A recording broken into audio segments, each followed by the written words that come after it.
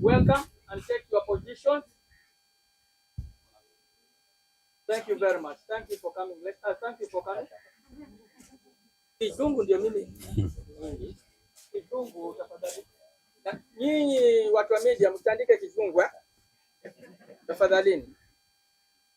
Wataka kwenda kusema chifu ajui Kizungu. We. The media fraternity, I call them agenda setters. So, karibuni. Nilikuwa tumefika mahali pa kusema ya kwamba tulikuwa tunawasubiri nyinyi ambao mlikuwa mnakuja tufike. Kwanza rasmi mkutano wetu. Kwa hivyo ningemuuliza mtu wa Mungu akaweze kufika wapi? Umefika hapa. Ni kwamba mwambie Mungu. Habari ya asubuhi.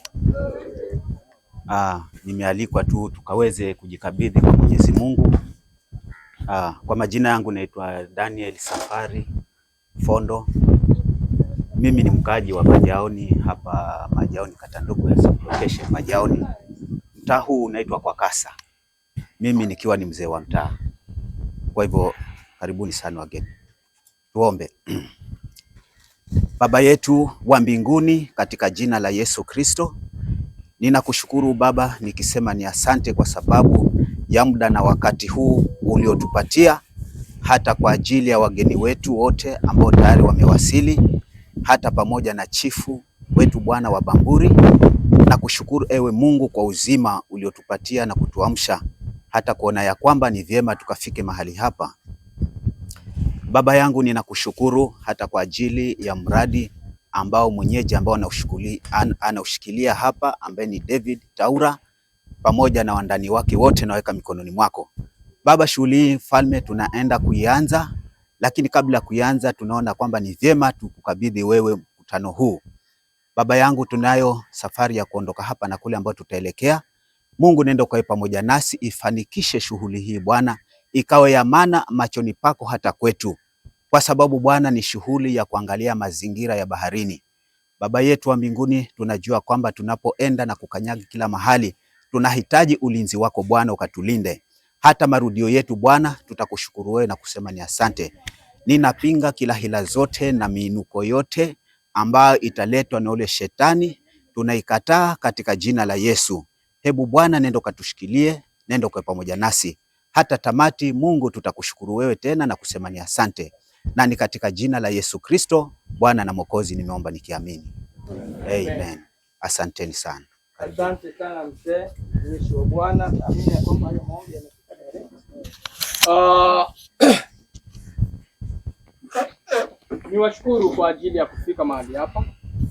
Kabla hatujaenda kufanya jambo lolote, niwajulisha jina langu na kuwakaribisha mahali hapa, mjisikie mko sawa, na nichukue fursa hii kumkaribisha kiongozi ambaye atachukua hatima ili akaweze kutuelekeza kutoka hapa what next. Unajua Kizungu kutoka hii from here what next. Nipigie makofi basi. Thank you. I'm managing. Welcome. Thank you. Yes. Chief, umefanya vyema. Hamjambo? Hamjamboni tena. Kwa majina naitwa Edwin Otieno. Chief anajivunia kujua Kizungu, acha na mimi nijivunie kujua Kiswahili. Baadaye wengine. Okay, mimi ni mmoja wao wa wale ambao wanashirikiana na Comensum kwa ajili ya kuandaa shughuli hii ya leo ambao ni Environment Institute of Kenya. Kwa hivyo kabla hatujaenda mbali, nitaomba tu kwa kifupi tuweze kujitambulisha tu, ndio tujue hata yale mashirika na wale wengine ambao wamejumuika nasi kwa ajili ya shughuli ya leo. So natumai itachukua muda mchache kabisa, kwa sababu just utasema tu jina lako na organization.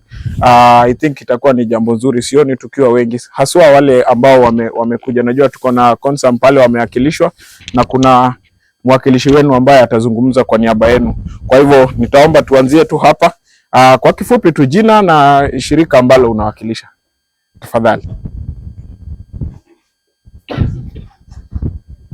Ndugu yangu ni jina tu. Hujasahau jina yako, najua kabisa. Yes. Jina ni Alex Tonga. Kutoka kuna Carrefour. Carrefour, okay. Michael Carrefour. Asta si Wambua Carrefour. Lilian Achien Carrefour. Julieta Mondiga Carrefour. Elias Carrefour. Abdalla Mitakoi Mwangaza Levitation. Panda miti usipande chuki. Dr. Tunjo Joseph, Chuo Kikuu cha Pwani Kilifi. Panda miti Usipande chuki. Good morning. Good morning. Naitwa Alice Karanja kutoka National Oil Corporation of Kenya. Good morning. Habari yenu nyote? Kwa jina naitwa Moshiri. Natoka kampuni ya kuzalisha umeme au inaitwa KenGen na nimefurahi kwa hapa. Asante. Excuse me, ma'am. Habari ya asubuhi.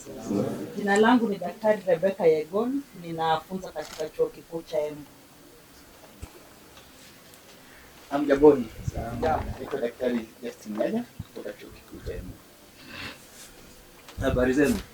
Mimi naitwa Duncan Saida, natoka Kenya. Bargale. Naitwa Najma Mupa kutoka Carrefour. Habari ya asubuhi.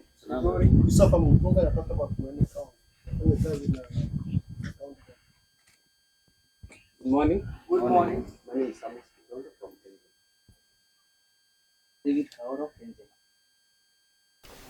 Jambo. Jambo. Mimi naitwa Rose Mia, natoka idara ya maji, Tanazi Water Works Development Agency Kitui County. Habari zenu? Nzuri. Edarus Hassan, Pwani University Environmental Club. Asante. Good morning. Good morning. My name is Solomon Hasibu, Pwani University. Good morning. Good morning. Pwani University. Morning. Morning. Major Joseph huko Pwani University. Thank you. Habari zenu? Mama Mbutu kutoka Kenya.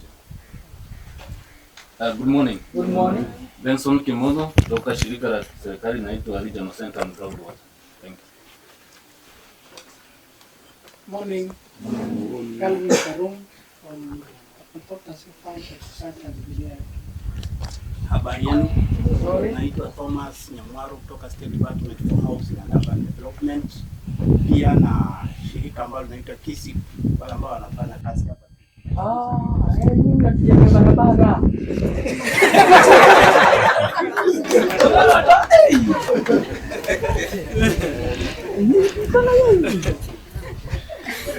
Good morning. Amjamboni. Jina ni Oscar Mutiga from National Irrigation Authority. Habari yenu? Naitwa George Mashaya kutoka shirika la kutengeneza madams na mabomba za maji, naitwa National Water Harvesting and Storage Authority. Tumeletwa mtaalamu wa mazingira wa kibinafsi. Habari ya asubuhi. Nzuri. Naitwa Domitila Waititu kutoka KenGen. Hamjambo? Hatujambo. Kwa majina naitwa Nancy Cheriot kutoka Food and Agriculture Organization of the United Nations. Wambaji. Hatujambo. Wambaji.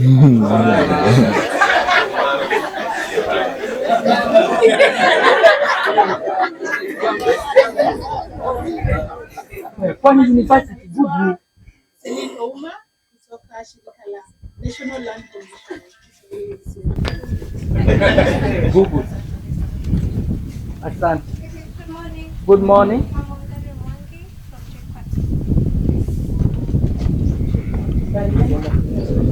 Naitwa Rose Malenge, natoka KenGen.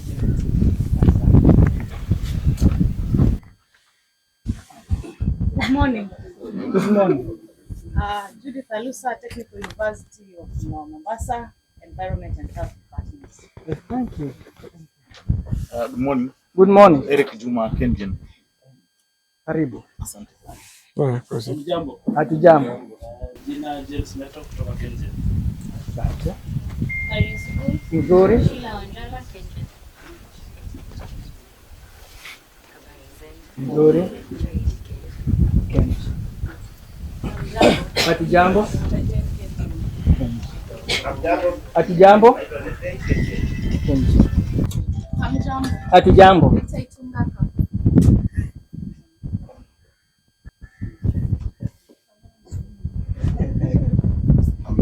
Hatujambo. Rival wangu mahali. Mimi natengeneza stima kutumia upepo au sijui natumia nini. Private. Nafanya kazi mahali inaitwa KeNHA Energy. Inaitwa Andrew. Kajiado. Oh. Iko Kajiado. Kajiado. Kwa Masai? Yes, you can. It's okay. Morning. Naitwa Granada Friend National Land Commission. Good morning. Morning. Okay, let us finish that side as we can. Good morning. Good morning.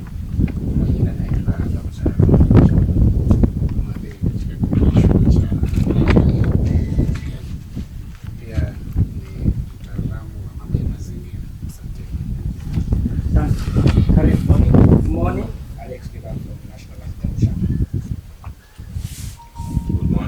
Morning.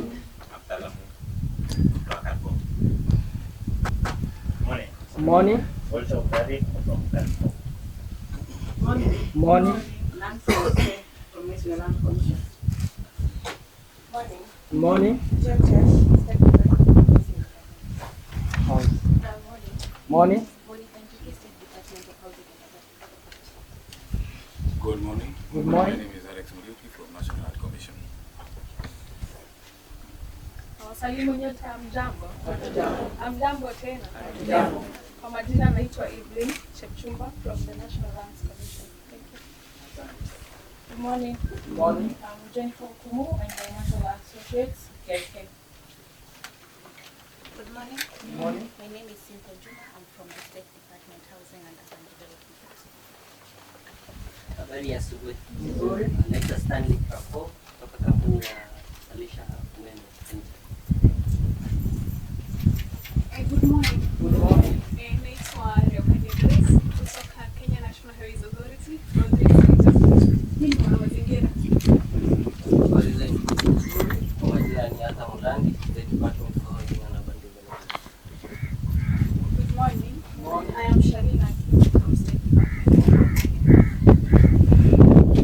Good morning. I am Bella from State Department Housing and Urban Development.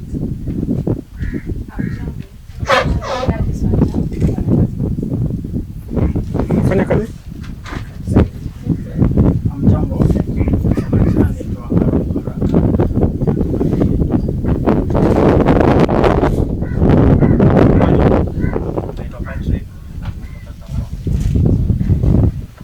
Hamjambo. Majina ni Esther Wanjiba, nimetoka Senior Environmental Engineering. Habari zenu? Naitwa Michael Vitonga, nafanya kazi na FAO.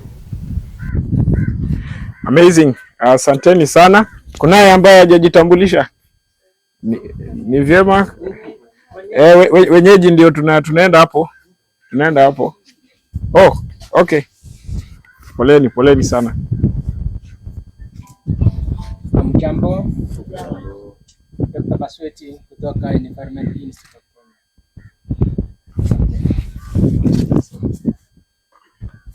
Habari za asubuhi. Majina naitwa Jeremiah kutoka idara ya Kenya Forest Service hapa Mombasa. Jambo. Paul Muinde kutoka Carrefour. Kiongozi atajitambulisha kwa wakati wake. Sawa. So yes. Naona tunasonga vizuri. I think jambo linalofuatia ni tutakuwa tuna hotuba chache, na kwa ajili ya muda tuna nafasi kama watu 4 hivi watatuhutubia, kisha baada ya hapo natumai tutaelekea pale tunaye shughuli ya siku, then tutarejea hapa na tutamalizia siku hapo.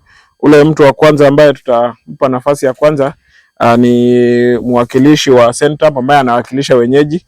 Naelezo ya kwamba kuna CBOs 2. So utawatambulisha wote, kisha utatukaribisha na pia utatupa historia fupi tu yale mambo ambayo mnafanya hapa, then tutamwakilisha anaye kuja baada ya hapo. So karibu. Asante.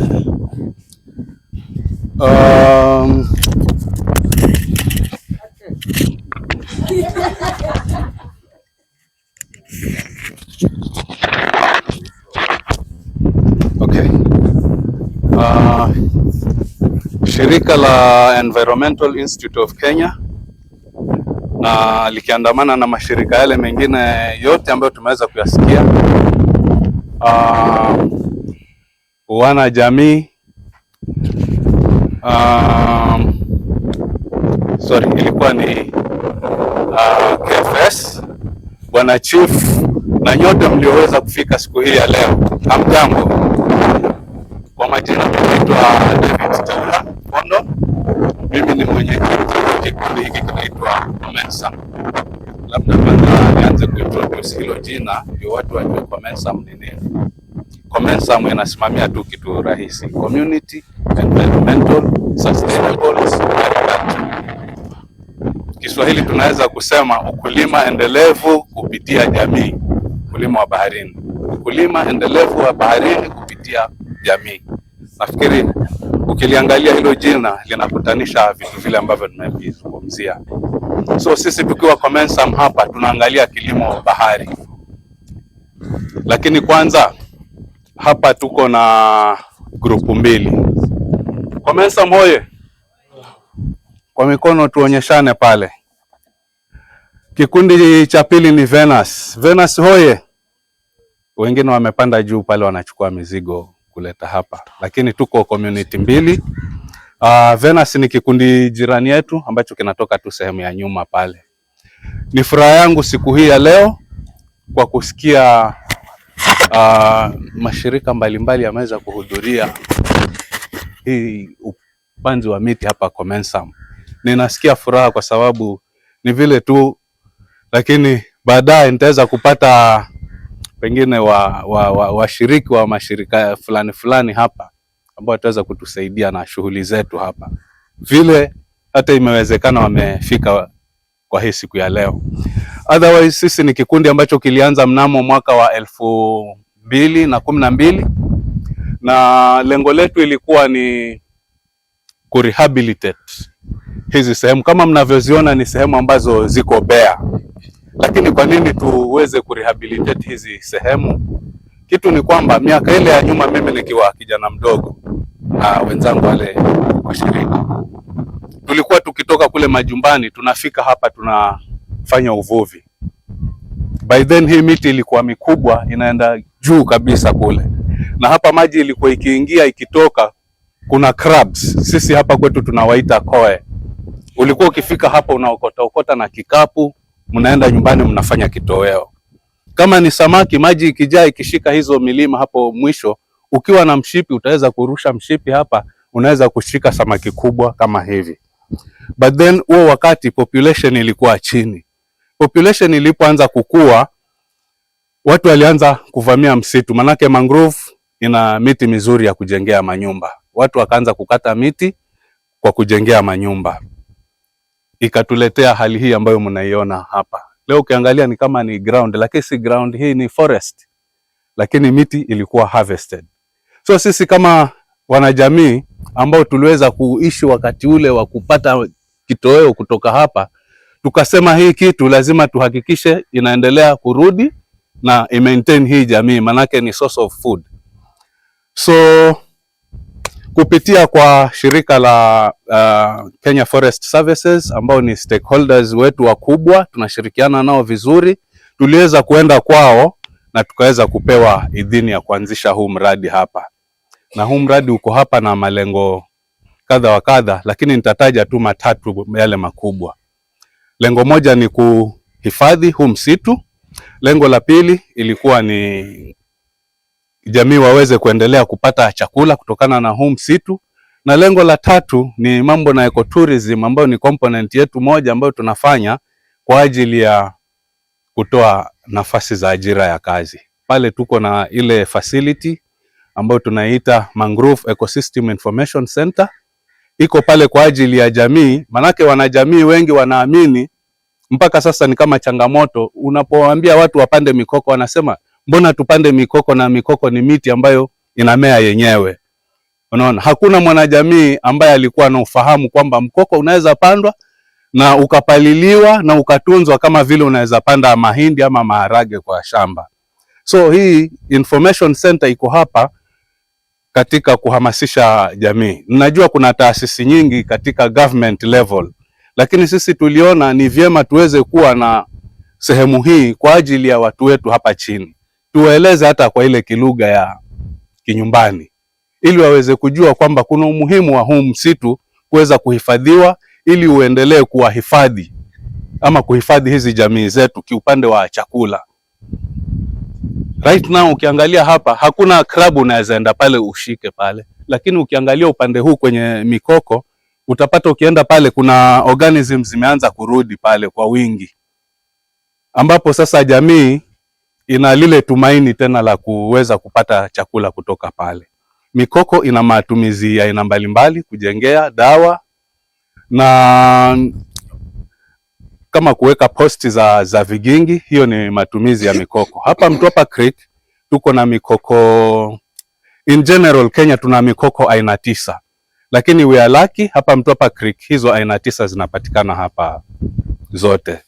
Kwa hivyo sisi kama kikundi hasa sana tunataka kuona miche ile ama miti hiyo inaendelea kubaki mahali kama hapa. Pia hapa mahali ni mahali ambapo shule na taasisi zingine mbalimbali wanakuja wakifanya utafiti, na tungependa hiyo miti iwe karibu hapa na tuitunze, ili kwa sababu ya watu waweze kusoma kupitia hiyo miti. Kuna miti ambayo mingine hata ilikuwa imekatwa ni kama imeisha, lakini kama kikundi chetu tumeweza kuintroduce tena na miti hiyo inafanya vizuri hapa.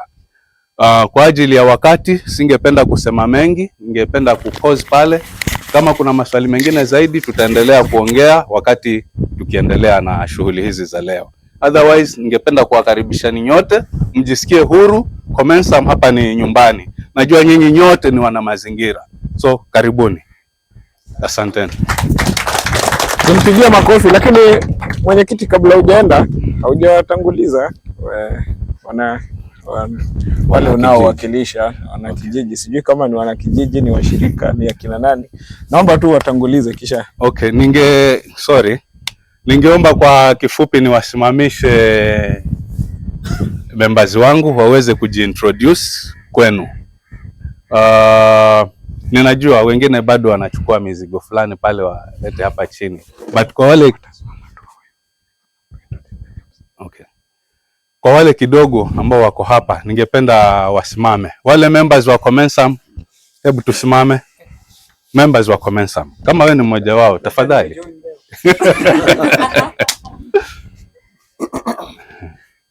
Jamani, tuwapigie makofi hawa. Sisi huwa tuko members 21 Comensum, wanaume 10 na kina mama 11. Some of my members wako pale kwa mikutano ile inaendelea pale. Otherwise hawa ndio ambao tuko nao hapa. Venus Group, asanteni kaeni. Hawa ni members wa Venus. Hawa ni majirani zetu, ni watu ambao pia tumewasaidia kuwa model katika hii mambo ya mazingira. Ni kikundi ambacho kilianza tu karibuni. So let us appreciate the Venus Group, guys. Karibuni. Asante sana mwenyekiti. Najua tutazidi kuzungumza.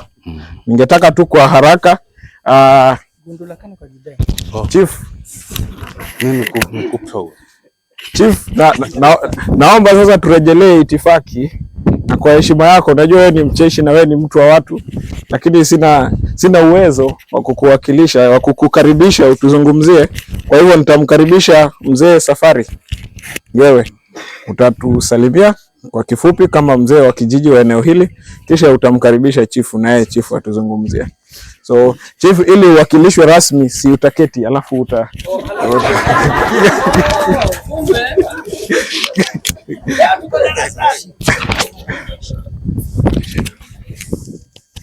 sawa.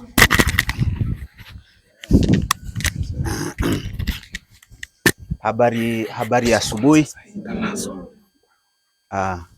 Mimi ninafurahi sana siku hii ya leo kupata kuona nimejumuika pamoja nanyi.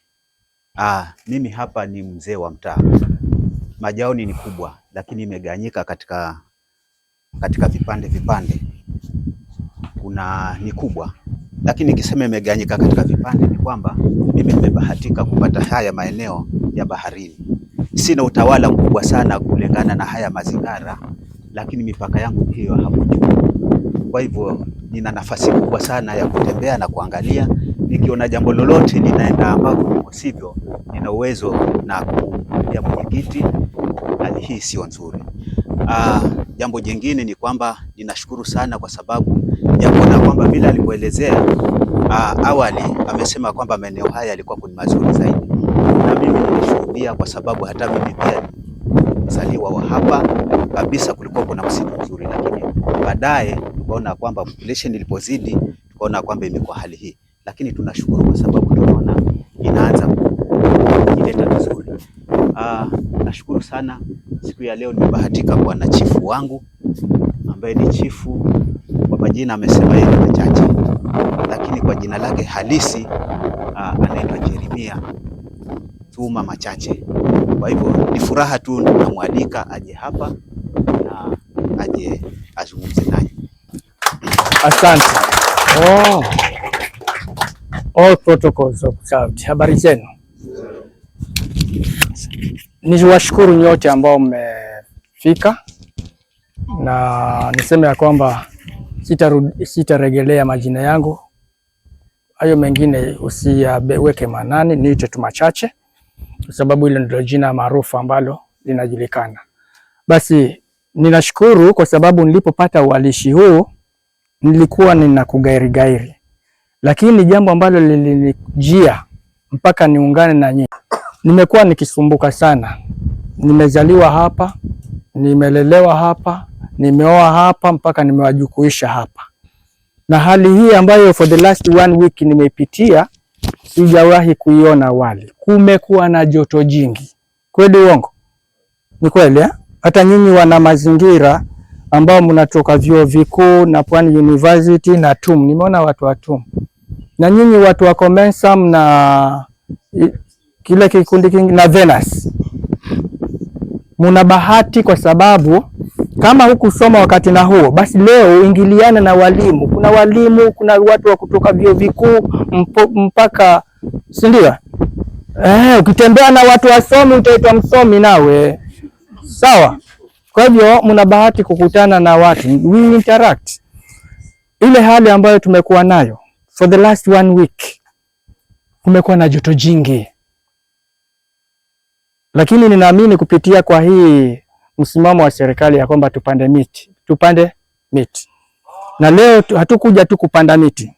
Nilikuwa ninauliza vijana kutoka ng'ambo ile. Nauliza habari za miti yangu yaendeleaje.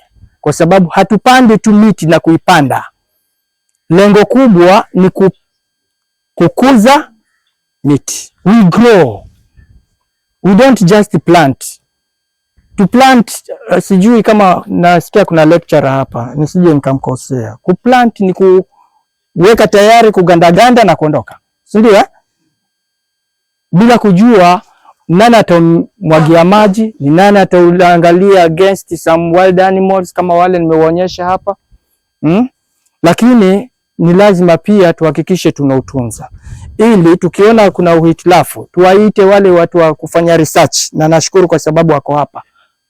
Waje waangalie kwa nini majani yake yanakuwa ya yellow na mengine yako red. Kama ni mabaya, madini mabaya, watuambie. At the end of the day we have a very cool green environment. Kwa hivyo mimi kwa sababu hiyo nikasema ya kwamba nitaenda niwe mmoja wa miongoni mwa wale ambao siku hii ya leo itaingia katika vitabu vya kumbukumbu. Ili kiandiko ya kwamba Carrefour ni Carrefour. Na mimi pia niwemo. Ndio. Otherwise nishukuru kwa kila mmoja aliyejitolea. Na nyinyi Comensum, hawa wamekuja kutupatia morali, na usifikiria kwamba hawa wanapanda na waondoke, watarudi kivyao kuja kufanya kitu. Nilikuwa nasoma pale, watakuja kuangalia ile miti tulioipanda nyinyi iko wapi. Kwa hivyo tuna jukumu, tunakuja kusaidiwa, lakini hawa wanaokuja kutusaidia wataondoka waende wakaandike ripoti, lakini baada ya miaka miwili wangetaka kuja tena. Na mimi siwaambii mkose kuja. After 2 years, look for me, I'll be very much available if will not have been consigned to my ancestors. Because anything can happen, si ndio? So tutarudi tena kuangalia, na kwa sababu mazingira yatakuwa yamebadilika, tutawauliza watu wa Comensum na nyinyi watu wa Venus, ile miti tulioipanda iko wapi? Mtuonyeshe. Tusipoiona tutaraise charge. Sawa? Kwa hivyo mimi nawashukuru, nasema karibuni sana tuweze kufanya hili zoezi, na kwa hayo mimi, Mungu awabariki na karibuni. Thank you. Ni vyema tupigie bwana Machache kwa kofi ile ya Machache.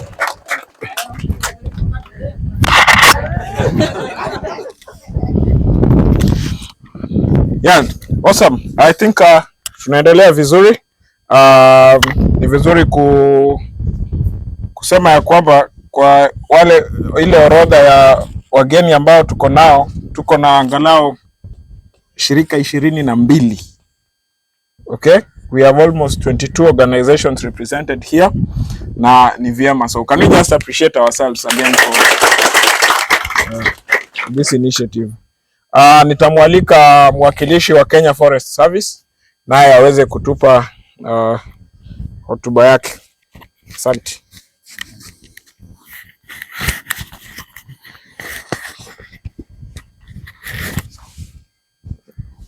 Asante sana. Itifaki zote zikiwa zimeangaziwa, all protocol observed, kwa wale wa kutoka sehemu zile zingine. Jina langu ni Peter Mwangi, nafanya kazi na shirika la Kenya Forest Service. Mimi niko in charge ya county ya Mombasa. Pokeeni blessings za mkuu wa region ya Pwani. Wanaandamana na viongozi wetu wa shirika hapa Mombasa kwa shughuli tofauti, lakini wanajua mko hapa. Tulikuwa na mazungumzo na yeye jana. He's very much aware that you are around. Because one, the law says that nobody should cross that boundary without the authority of the CEO of Kenya Forest Service.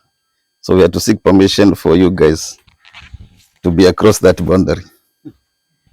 Otherwise, the fine is not less than 100,000 per person. But it can be 1 shilling. Not less than. Yes. Or not less than 6 months.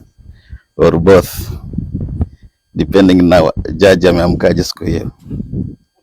Ni sawa?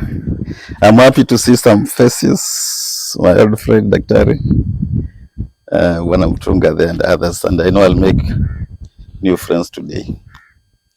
Our mandate as KFS is to ensure that all trees and forests in the country are as they are today or better tomorrow. Hatutaki kutoa, tunataka kuacha vile ilivyo ama kuongeza. Mahali tunaruhusiwa kutoa, lakini pia tunaongeza ni mahali kuna misitu yetu ambayo inatoa mbao. Si mnaiona kwa sehemu za bara, cypress na pine na eucalyptus. As here in Mombasa yetu ni conservation. We have about 4,000 hectares of mangrove forests. Hatuna terrestrial forests. Ukiona terrestrial pengine kwa shamba ya mtu ama shuleni, kitu kama hiyo.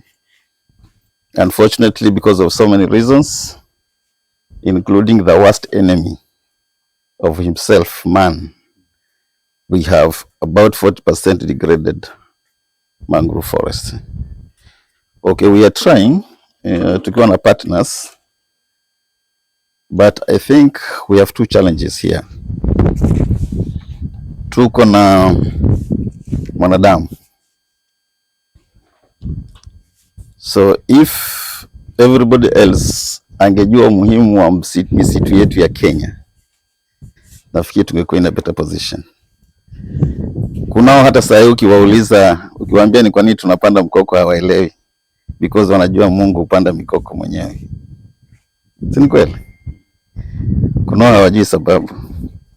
Kunao hajui sababu kwa nini asikate. Because ni kweli Mungu aliweka huo mti ukusaidia wewe.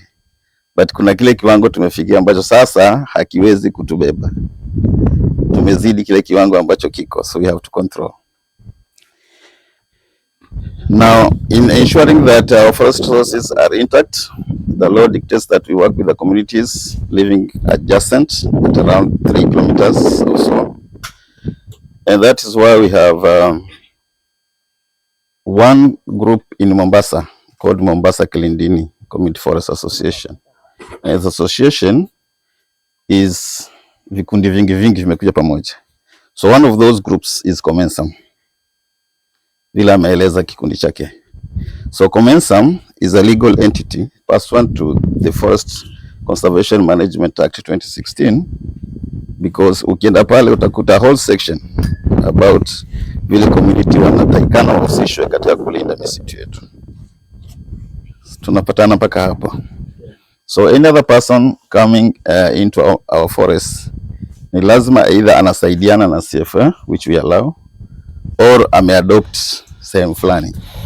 We have so many partners who have adopted part of our mangroves, na kila mwaka wanaendelea kugrow. Now unlike EIK, you have not partnered with us. Yenu ni come we stay. Ama? Sini leo tu alafu maybe next time mambo msionekane. We also allow that because at the end of the day tunaongeza tu miche kwa misitu yetu. So feel welcome. Feel at home. What I would advise is kama kuna mwenye hajawahi kuwa kwa mkoko before, ensure that uko karibu na mwenyeji so that you are safe. Safe in which way? Atakwambia pita hapa, pita hapa. Ukipita peke yako pengine utaingia kwa shimo. Ama vipi? Hauendagi kwa nyumba ya mtu alafu unazunguka nyuma. Si ndivyo? Pengine amechimba shimo na hapo nyuma utaingia. Yes. Pia ukianguka, that is not a reason kuingia kwa Guinness Book of Records, that's normal. Don't mind. Au namna gani bwana? Kuanguka si kawaida. By the way, tukikosa kuangusha mmoja kosa kuanguka, hiyo siku itakuwa successful. Yeah. Ni kama kwa harusi kukosa kuvunjika glass. Haijafaulu. So don't worry. Lakini pia kuna wale watu wa kuja kujipiga picha. We have several of them. Hata mashirika kuna wanakuja kupiga picha. Usikubali kuwa mmoja wale wanakuja kupiga picha. Hakikisha mbingu imekurekod kwamba umefanya kazi ya Mungu aliyokuachia ufanye. Hata kama utapanda 2, 3, hakikisha umepanda kitu. Usikuje mpaka hapa na utoke bila. I think this is one of the many roles that Mungu mwenyewe ndiye analipaga mtu. Environment. Si mnaelewa hii mambo? Hii ni ile kazi kujitolea kuifanya, Mungu mwenyewe ndiye anakulipa. Na usipoifanya Mungu mwenyewe ndiye anakudiscipline. Wangarumadhai said it very well. Hakuna mtu anaweza kuniambia mtu mmoja amefanya biashara ya natural resources akafaulu maishani. Nobody. Muuaji wa ndovu huwa wana ndovu. Mkataji wa miti huwa wana miti. Hello? It's a very risky discipline. But ina faida sana hii kazi ya environment. Sana. Mungu mwenyewe anakulipa. Usijali. Jitolee kabisa, create awareness, do what is necessary. Let's move our country and the world forward. Unless there is a question, I think wacha niwachie tu hapo. Hiyo maneno ya kuanguka. Shaman atasema vizuri zaidi. Mwisho atachukua nafasi yake. But what I would urge is make sure that you pair with mtu wa community so that hata mtaenda mkiongea na hata mtabadilishana manamba, hata si ndio bwana wako Comensum? Tusiende Comensum wanakaa vile mmekaa tu hapo kando peke yenu, na wale wametoka wapi wamekaa tu pekee hapa mbele, si poa. Please welcome.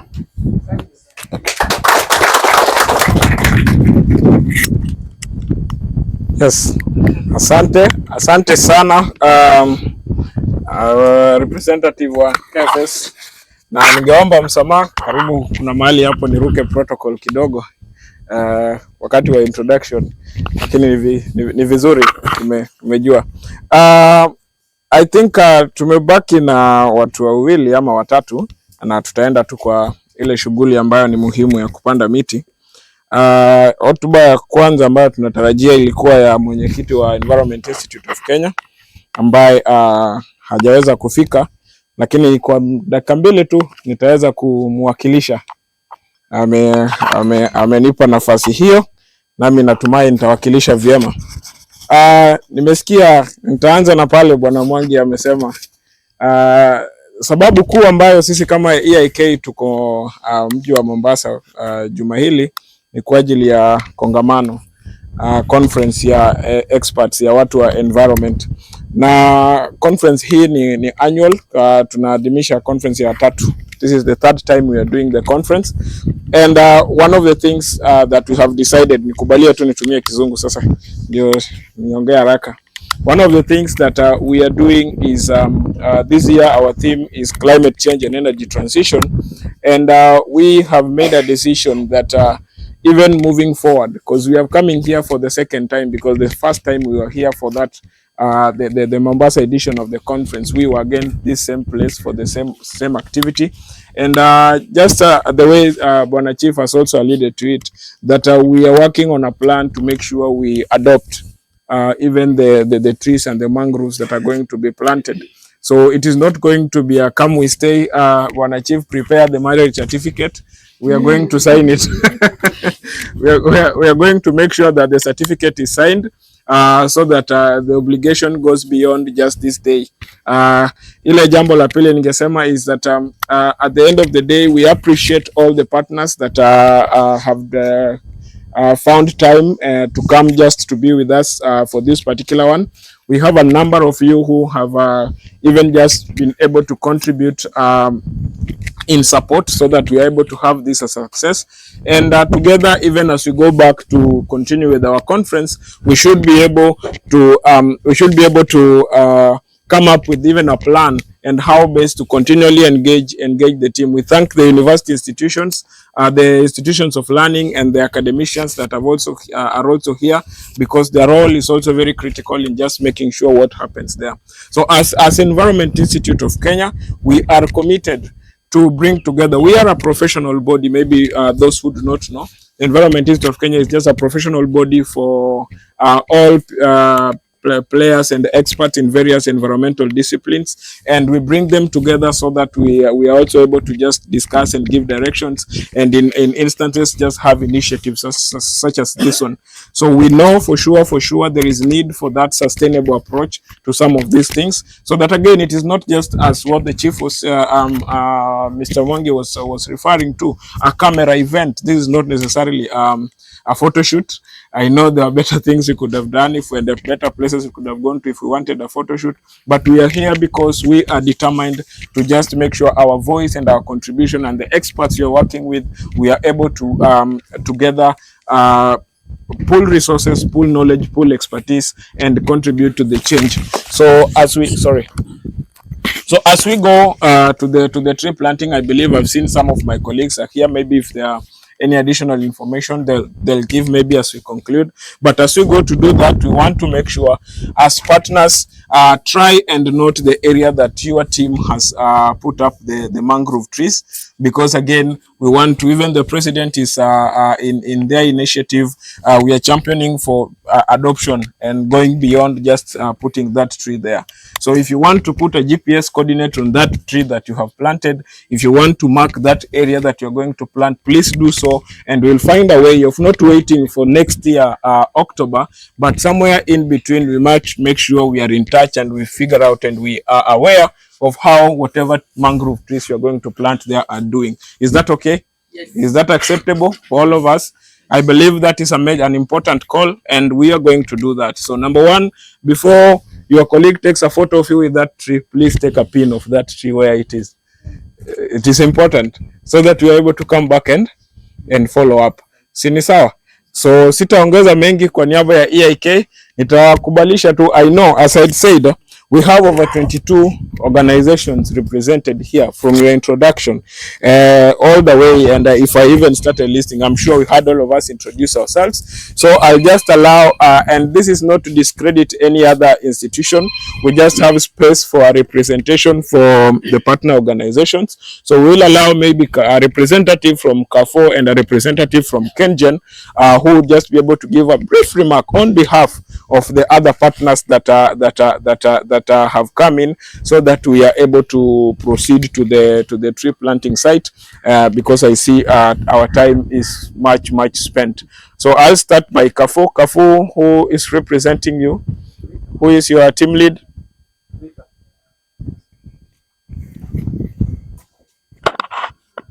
Okay, let us appreciate her so that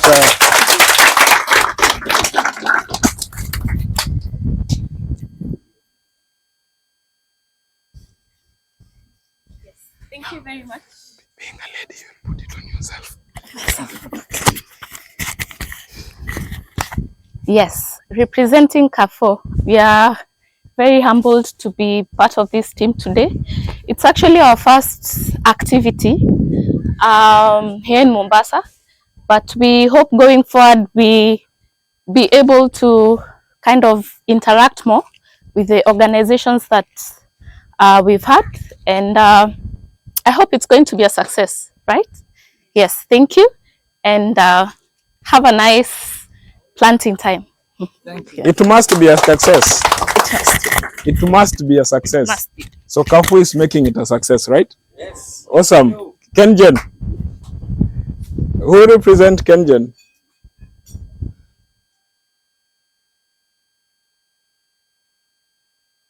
You know, I'll choose for myself a KenGen person. And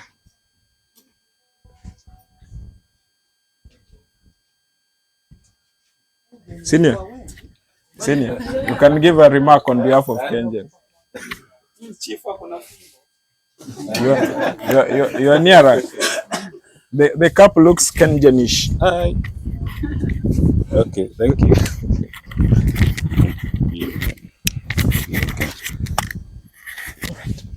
Okay, thank you.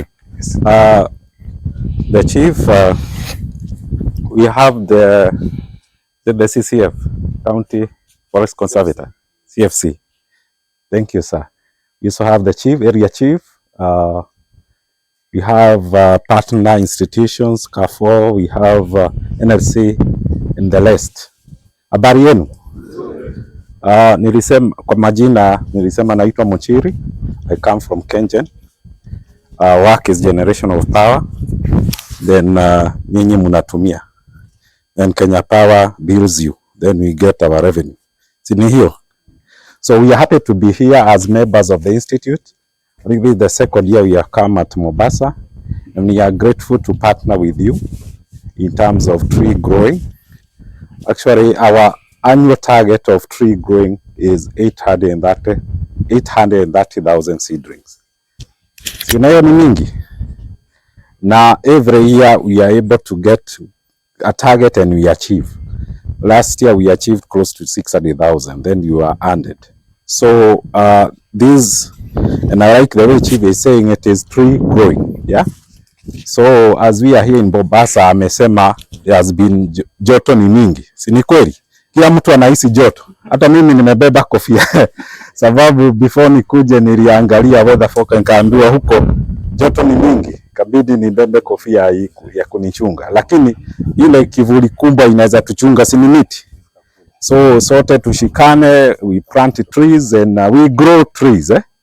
Na katika manyumbani zenu pada miti 10% kwa hiyo boma. Hakuna kefezi itakwambia kila mahali kuna miti unaweza pada, si ni kweli? Hata kwa boma, hata ndani ya nyumba, si iko far. badala ya vile unaweka dogi inaitwa pet, you can have a pet tree inside the house in a pot, and as we do that, we'll be able to address the planetary challenges that we have. So we are happy for the host community ya hapa, na vizuri sana. Ile changamoto iko ni kwa nini wako na watu 23. Wamesema 23? 21. Ongeza wengi. Hii area, encourage them. Au sisi tu join. Unajua tukijoin tutafanya mapinduzi sababu sisi ni wengi kuliko nyinyi. So ni vizuri mchangamke, muhimize wengi wa join. Now we are happy and I will be able to partner with you further in the course of the week. Thank you.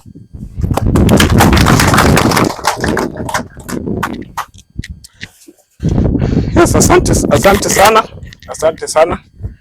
Natumai tumefika mwisho wa sehemu hiyo ya shughuli ya leo, na nitamwalika tu tena aje atupe mwelekeo namna ambavyo tutaenda kule, na ametupa onyo ya kwamba kuna kuanguka, kuna kuingia kwa shimo. Basi tuambie tunaenda namna gani? Hamjambo tena. Sasa tumefikia ule wakati wa kusafiri kwenda kwa site ya kupanda. Ninaona watu wako na viatu aina mbalimbali. So tutatembea kidogo, direction yetu ni hapa. Tunaenda hapa nyuma ya haka kamlima, hapo ndio tunafanya huo upandaji. So singependa mtu atoe kiatu kwa sababu jua mahali iko sahihi kuna choma kidogo. Tutavulia viatu kule mbele. Si umekuja kupanda miti ndugu yangu? Unapanda kuna matope, kuna sehemu zingine zina matope. Itafikia mahali itabidi utoe kiatu. Ni sawa. Naomba tutembee kwa uzuri, sehemu zingine ziko slippery. Hapa ni baharini na maji imetoka tu kama masaa 2 yameisha. Tutembee vizuri na watakia upandaji mwema. Kila mtu ajisikia ameenjoy. So karibuni na tuanze kutembea. Sawa. Swali tungeuliza kama kuna vitu zinazoachwa huku ama kila mtu abebe vitu vyake usalama. Pengine ningependa ku address tu kitu. Kuna mtu ana kitu ambacho hangependa kubeba kwenda nacho kule, ndio tumtafutie mahali aweke. Pengine mtu ana mzigo mzito na kitambo umlemee, pengine tumsaidie uwekwe mahali ndio aweze kwenda akiwa ako light. Sawa. Sawa.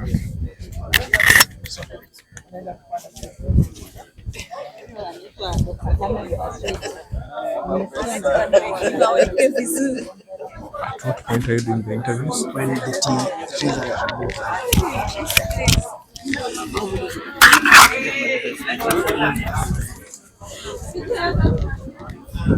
Sawa.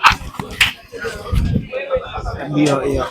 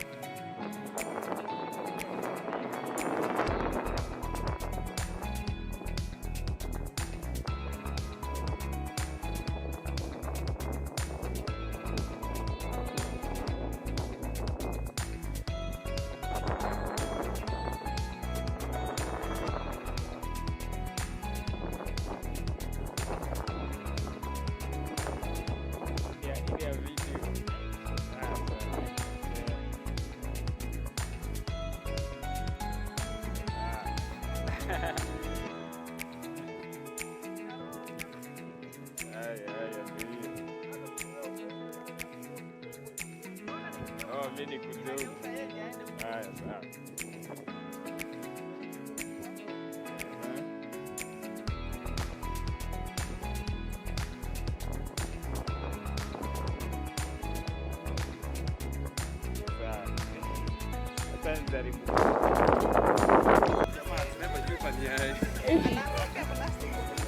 Could have been worse. I'm trying to.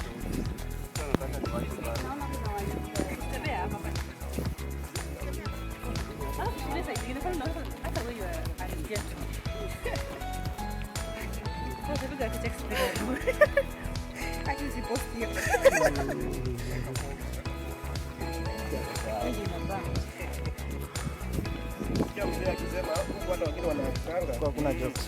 Alikuwa anaongea yenye anajua. Ili hatukushika haraka.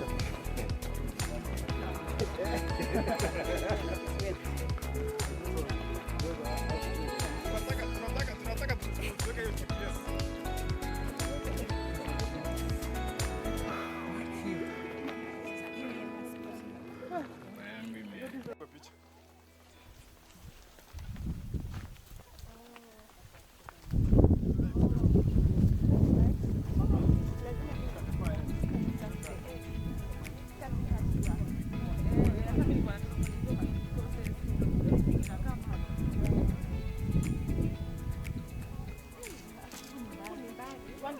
Wangesema mimi hata ningeshagiza.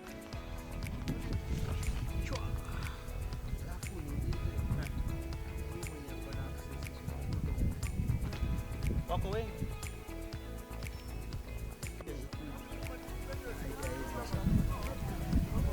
Samsung.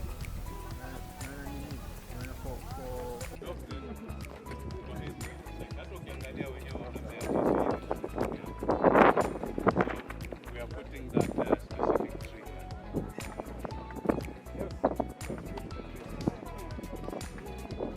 I have the right shoes inside.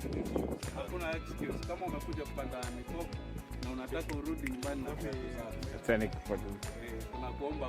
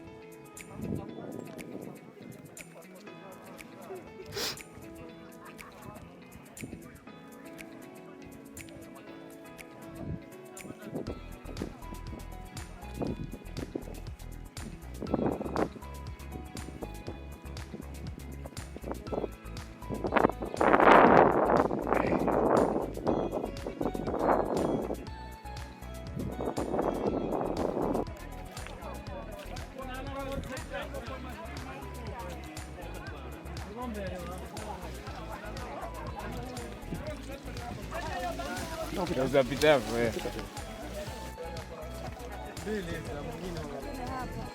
Tumeona venye hivi. Alafu naweka mchanga. Wacha nipande hii unionyeshe. Haya. Weka maji kwa huu mti mwanzo. James. Weka maji. Chukua maji kidogo mwageni. Yeah. Haya, pandeni ni record hapo. Chukua maji kidogo.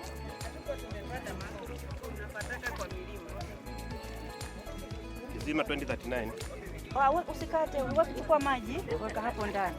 Alafu shika hiyo bottom sasa. Shika tu huu mti. Inamisha, turn upside down. Hivi. Uzuia tu. Usikate. Shika tu hivi, utoe tu hivi. I like that. Toa. Weka mkono hapo. Mwanzo usipande, weka mkono. Hiyo iko deep, chukua mchanga mwanzo uweke.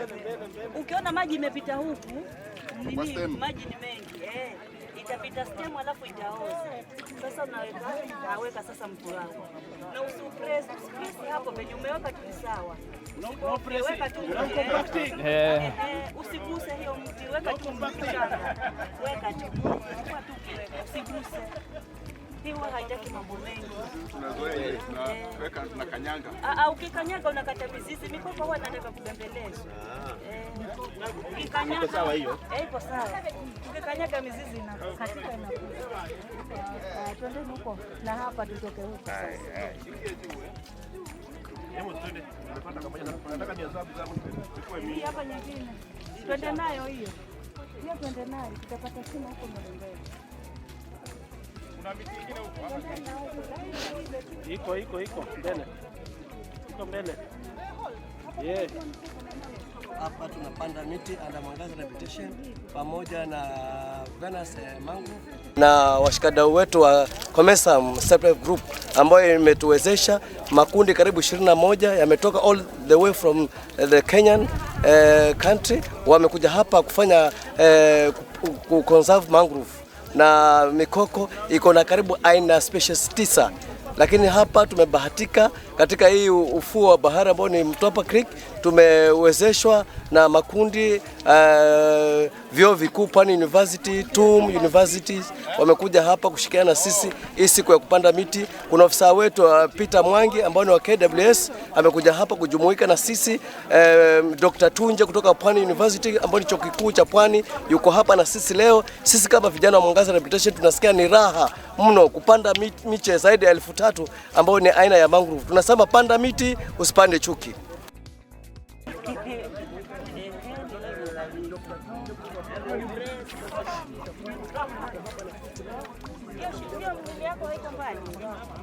Hiyo stem yake si iko mbali. Iko mbali, hebu itoe mwanzo. Nitoe tena? Hiyo stem iko mbali itachomeka. Pia ilikuwa na shida. Hapa ni mizani zilikuwa zimetoka kando.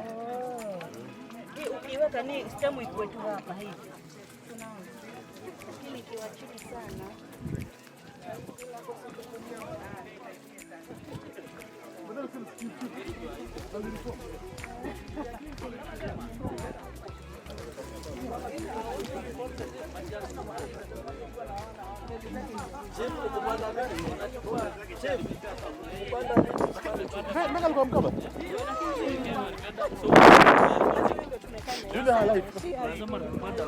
One number, one penny.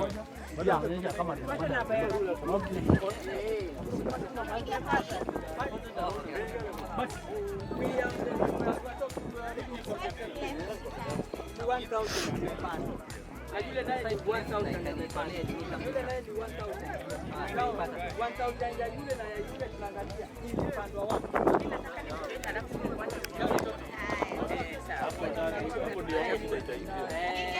nataka asongeshe his behind.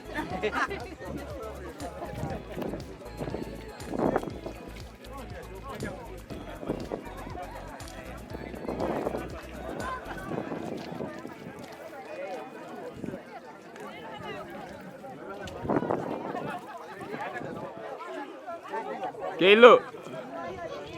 Kilo.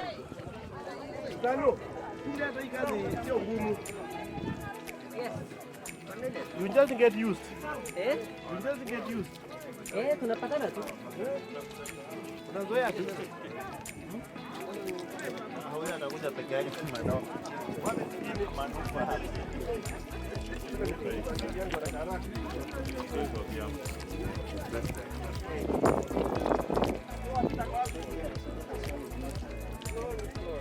kufanya Carrefour.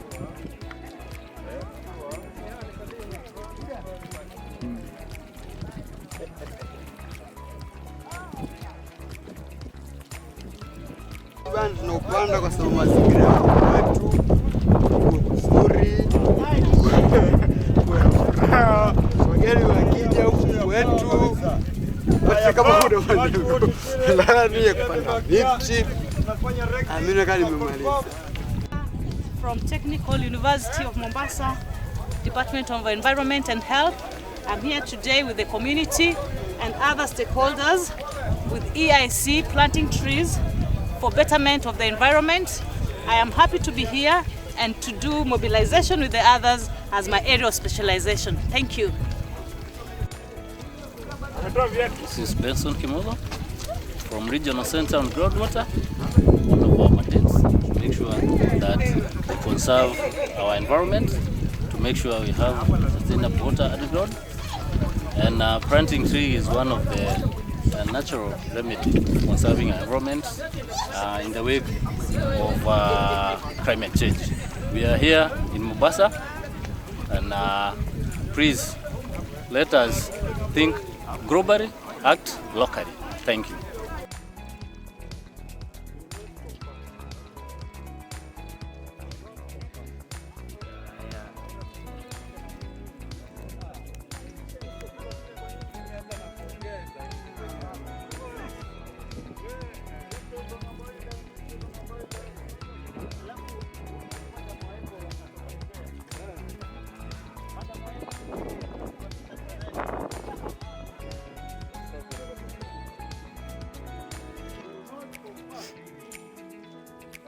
Alafu ndunge hapa. Bro. Yeah. Ndunge hapa. Hii video. Yeah, like panda tu. Upside down, upside down, upside down. Reuse. Upside down. Oh. Use the paper. 57.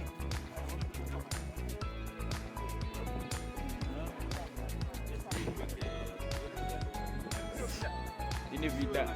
Vita ndio huyu. Nachukua.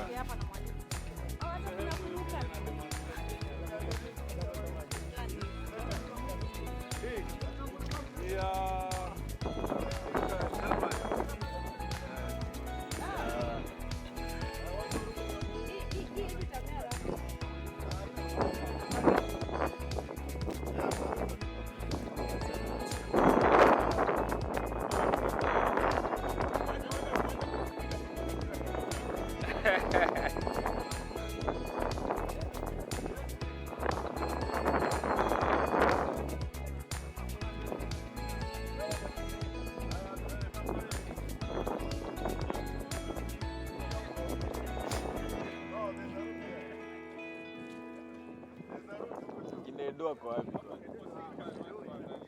Oh.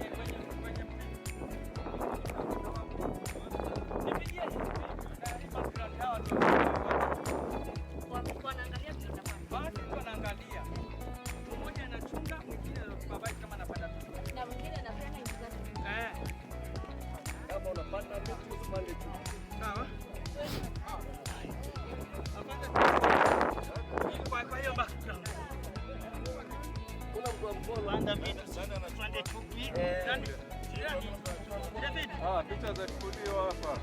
Hii ni video. Kuna daktari hapa. Leo na mimi nionekane na chukuma chache. Asante.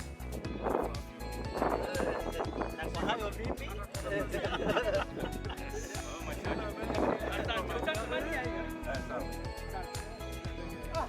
Unachelewa.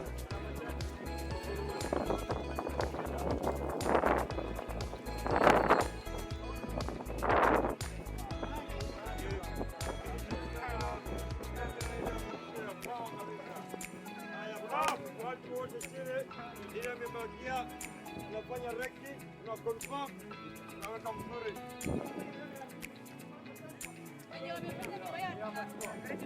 Tuna confirm. Tunaona kama iko sawa, tunapiga picha moja mzuri sana hapa ndani.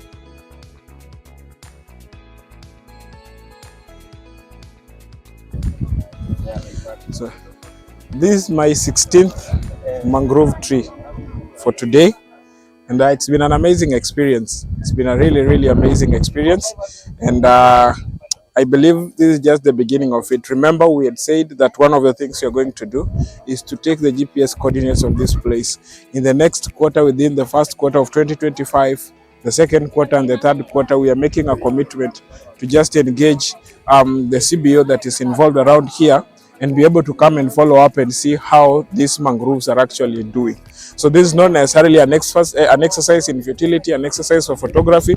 This is actually an actual conservation initiative, and we are saying that in the fullness of time, we want to come back here and take a record of how this area has been restored.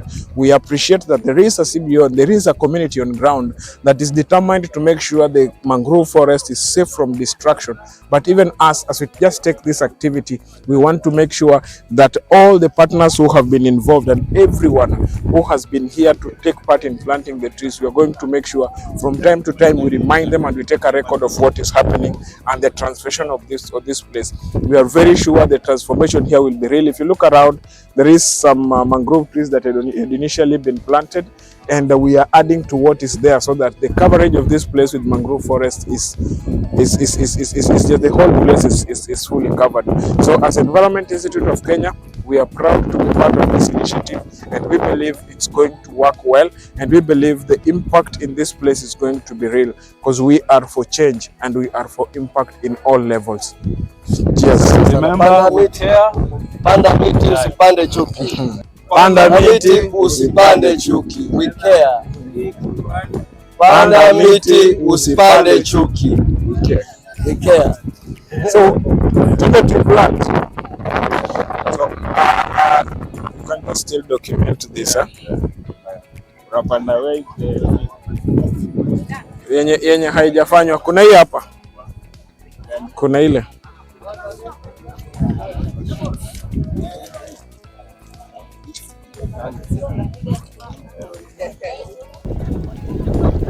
Yes, I am Justin Nyaga from the University of Embu. I'm the chairman of Environment, Health and Safety Committee. We are here to join other organizations and our colleagues in the environment sector. The organization that's hosting us is the Environmental Institute of Kenya. We are planting trees here in Majaoni, mangrove trees, and we are happy to be part of this exercise. My colleague Rebecca Yegon will also say a word about it. So the reason we are here today is to support the presidential tree planting campaign, to make sure that we plant, each Kenyan plants 30 trees this year.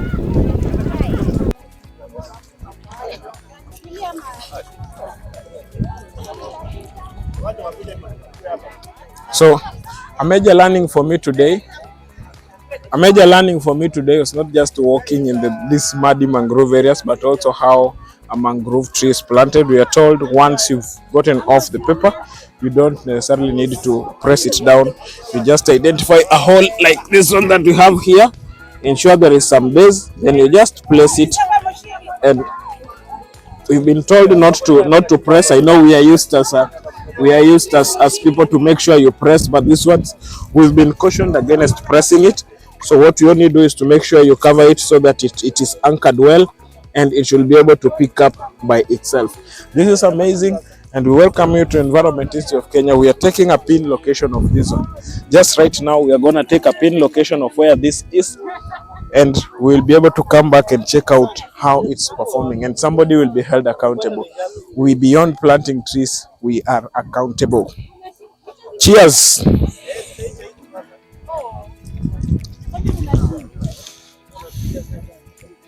Video.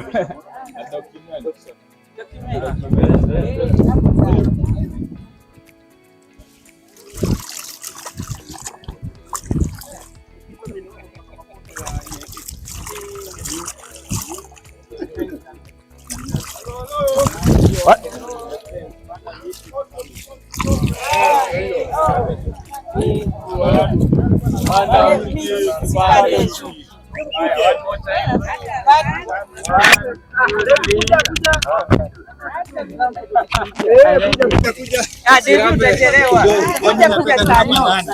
For sure.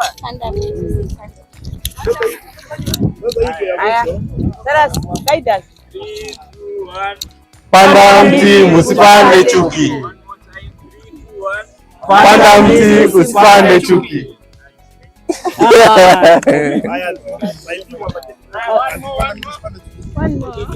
Oh, for the photos. Watu wa simu. Panda mti ufanye nini? Usipande chuki.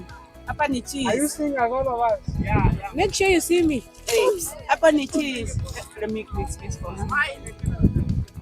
Mangrove. Panda miti, mseme panda miti.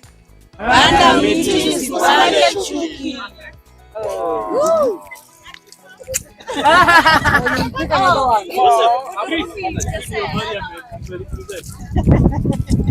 So we can get those. Kama tu. Yeah. The conservator is so, naweza mpatie mic. Hai. Mguu. Sasa unaweza introduce alafu tuambie leo ni nini inaendelea. Kiswahili. Any can do. Jina langu ni Peter Mwangi. Mimi ndio County Forest Conservator. Nilifanya kazi na Kenya Forest Service.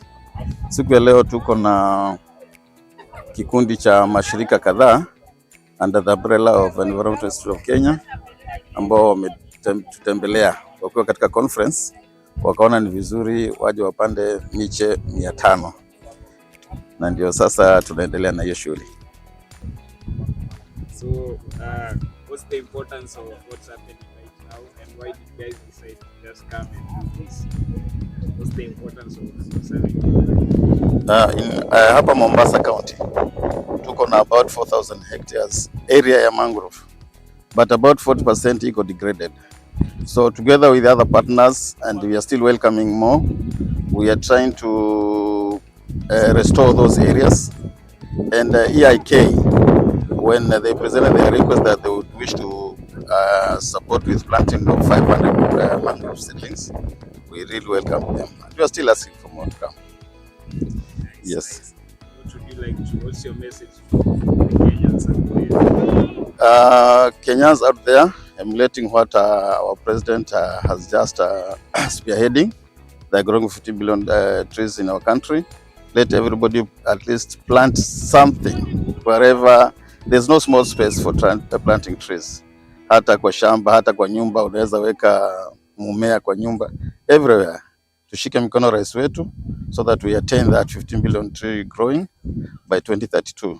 Here in Mombasa, we welcome everybody else. Please join us and we try to recover this 40% that has been degraded. Yes. Dr. Gordon Ochola from Mount Kenya University. Today we are here with several stakeholders who are participating in conservation of mangrove forest. Mangrove forest have got a lot of socio-economic and ecological benefits that benefits the community and the country as a whole. So my message to the community around this place, Bamburi, is to continue conserving the mangrove ecosystem.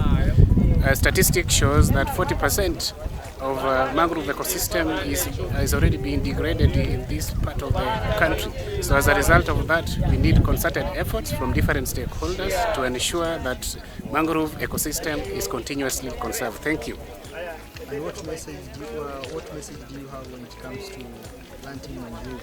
Not only in Bamburi, but across the country when it comes to tree planting? For tree planting has got a lot of benefits. This country, the president recently launched a serious mega campaign and for planting 15 billion trees, and we need to have a concerted effort involving everybody, children, the elderly people, the civil society, the research institution, and everybody needs to be involved to ensure that we continuously conserve our mangrove forest. Not only mangrove forest, but also forest ecosystem. I can't overemphasize the need and the benefit of tree conservation. We just need to conserve our trees. I can't add any more. Thank you.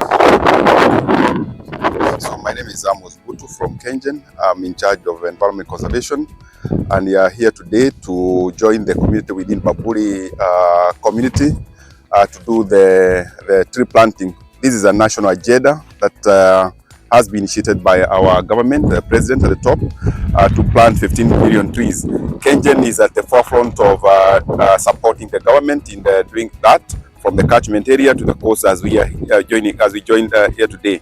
So mangrove is very important, as we know, is one of the species that is known to be a good carbon sink. And we are aware that KenGen do thermal generation, and we cannot be left behind to make sure that the carbon that is generated in our thermal power generation is a sink. So today we appreciate joining the community, and we hope that what you've done today is going to go into the next generation and support the fighting of the climate change. Thank you.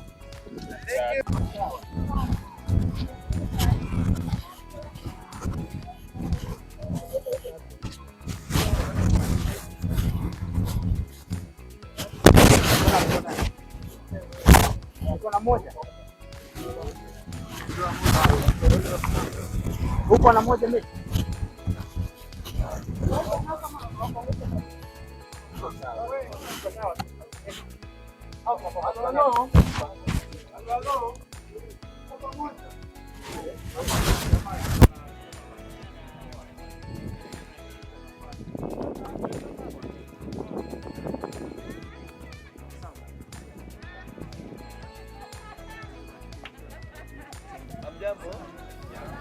Tunashukuru sana wageni pia ofisa wetu wa KWS bwana Peter Mwangi na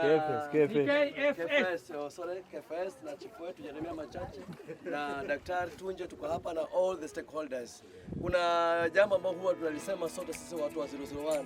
Tunasema as we are taking the photo shoots, tunasema panda miti usipande chuki. So you should have to voice it, ili kama kuna watu wa kamera waichukue hiyo. So let us say panda miti usipande chuki, panda miti usipande chuki, we care, we care, tunakujali.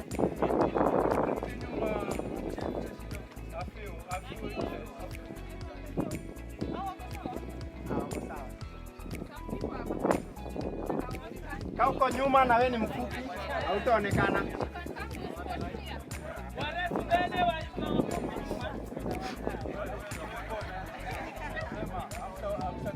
Haya, nitawa direct, sawa? So I hope you guys are ready. Sawa, 1, 2, 3.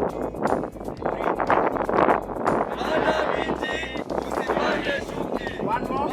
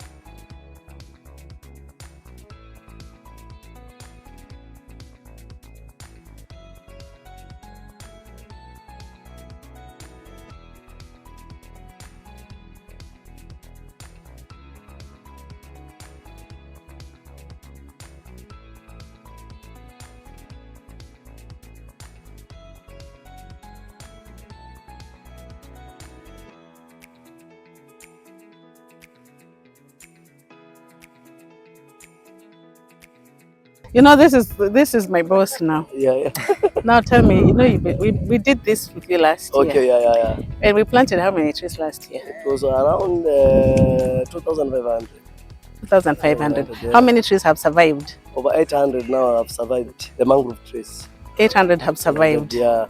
Okay. Yeah. And what happens? Why don't they survive? I mean, 2,500, a year later, only 800 have survived. The circumstances, like this place is so plain. Yes. We don't have measures to mitigate this place. Yes. So be out of reach of the cattle. Yes. Livestock farming around here is being practiced. Yes. So as the environmental setup, yes, the Kenya Forestry Department should have to come with a higher mitigations. Yes. So for the livestock who are routering around here, yes, to be not allowed to access the mangrove area or my environment. Okay. So in some cases, you see, if we do plant like today, we have planted over 1,000 seedlings. They are now in the ground, but there's no the gatekeepers, people who are rotating around here to keep the security about these mangroves. Yes. So we have planted there, but there's nobody who is the night times. There's no watchmen who are really going to do the security wise. The big challenge of these trees is the security wise. Okay. Planting is not a problem, but the security wise, sisi kama watu wa mazingira tunapata hiyo changamoto sana. So let me ask another question. Yeah. And I'm asking because he's the expert, and because we are working with him. But now that we don't have mangrove, this area, I don't know what the surface area is, but a very small portion has the mangrove trees. Yeah. So what does that mean to the environment, to the ecosystem? You know, as today now we are talking about today. Yes. As the country inapitia changamoto ya tabia nchi. Yes. Ya the climatic change. Yes. You see, wakati wa mvua nyingi ilikuwa zikinyesha, wakati wa masika, ule mchanga ambao ulikuwa unatoka kwenye ardhi kavu ambao sasa watu wanaishi huku, ulikuwa unapelekwa baharini, na hiyo sehemu yenye nabaki hii ya kupanda miti, hiyo the loose soil ambayo sasa ni mud soil, haionekani sasa hii. As we are seeing saa hii changamoto kubwa kwamba mikoko haishikamane na mchanga ambao umetoka kwa ardhi kavu. Na hiyo ni sababu nyeti ambayo inafanya mikoko haiwezi kusurvive na the mud soil ambayo inatoka kwenye sehemu ya juu. So mkoko unataka a mud place. Yes. Na mkoko pia unataka kitu inaitwa hewa. Una hizo roots inataka zi breathe in out kama vile sisi binadamu. Sasa kama hiyo mud soil imeenda kuziba hiyo mizizi yetu, basi inaenda kukufa. Haitakuwa ina survive tena. Mbali na uaskari ama kuilinda mikoko. Mikoko yenyewe inataka system ambayo ni sehemu ambayo iko so muddy, and mikoko inapandwa katika subsoil. si topsoil yenye ambayo imebeba mchanga. Sasa yeah.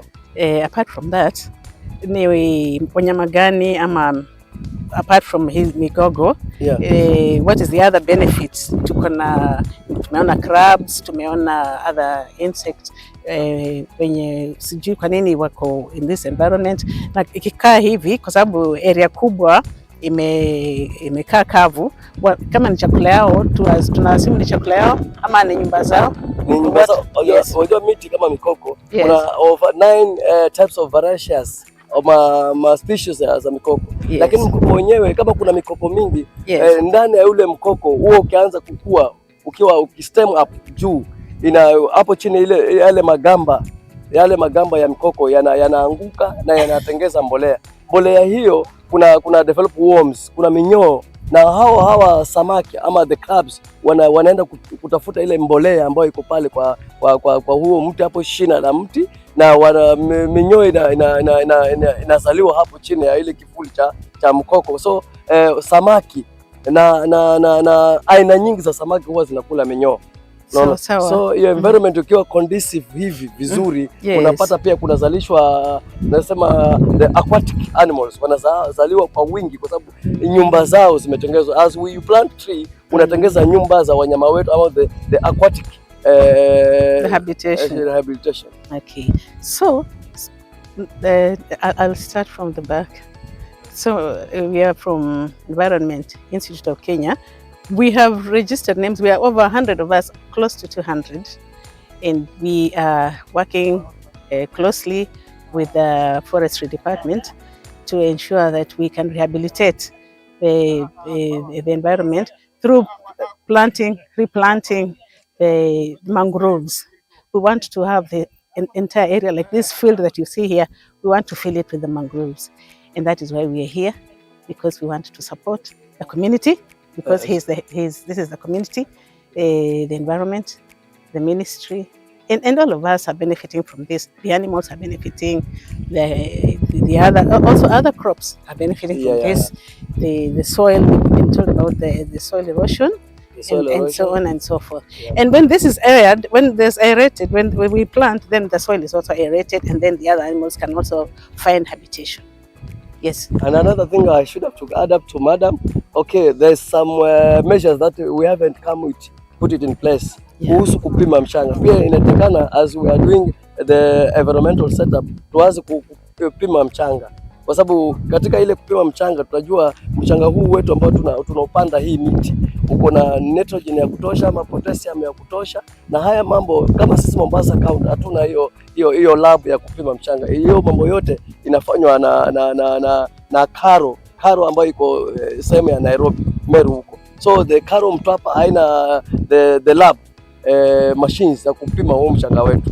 Kwa sababu unapata miti yetu inakufa mingi kwa sababu gani? Tukipima the topsoil and the subsoil, kwa sababu mikoko inapandwa kwa subsoil na inahitajika iwe na virutubisho vizuri ya kufanya ule mkoko upande. So we are talking through the Ministry of Environment iweze kuangazia swala hilo la tunasema tupime mchanga na tuone ni mimea gani ambayo inafanya vizuri kulingana na ni madini gani zimekosa katika huu mchanga wetu wa bahari, as we are doing it the agri business department. Asanteni sana. Sisi kama Mwangaza Rehabilitation tunasikia furaha kwamba mwalimu huyo ama afisa wetu amerudi tena na sisi kama Mwangaza Rehabilitation kufanya kazi kisound sub county ndani ya Bamburi Ward. Asante sana madam. Asante sana. Asante. As we finish today, this is just the beginning of the environment conference. And so today we are in the field. Then the following 2 days we shall be out there talking about the same issues that Mwalimu here is bringing up. That we will also talk about the soil issues. We'll talk about the management of waste. We'll talk about climate change, and all these things shall feature. So yes, we are all geared towards improving our environment. My name is Esther Wanjiko from Senior Environmental and Engineering Limited. We deal with air quality measurements. We do workplace monitoring. We do asbestos analysis, water sampling, and soil sampling. So today we are very humbled to be part of the EIK rehabilitation of the mangroves. We are here at Majaoni in Bamburi in Mombasa County. So we are here to conserve the environment by planting the mangrove trees. This is part of the agenda that the Ministry of Environment and Conservation has put as a first priority, so that we may be able to conserve the marine life. My message to people out there, let us plant trees, because if we take care of trees, the trees will take care of us. Thank you. We want to borrow your attention, please.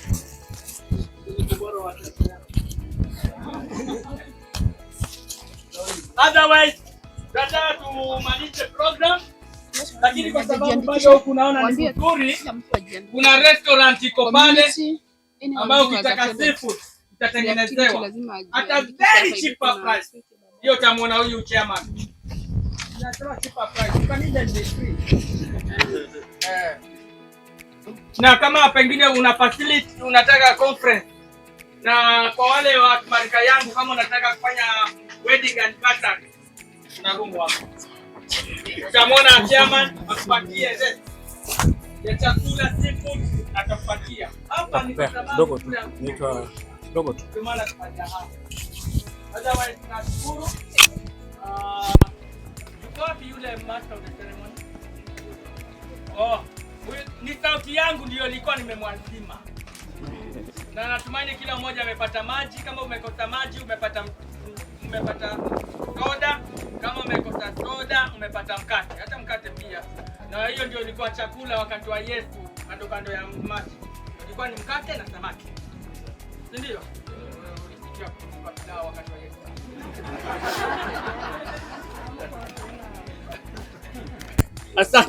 Asante, karibu.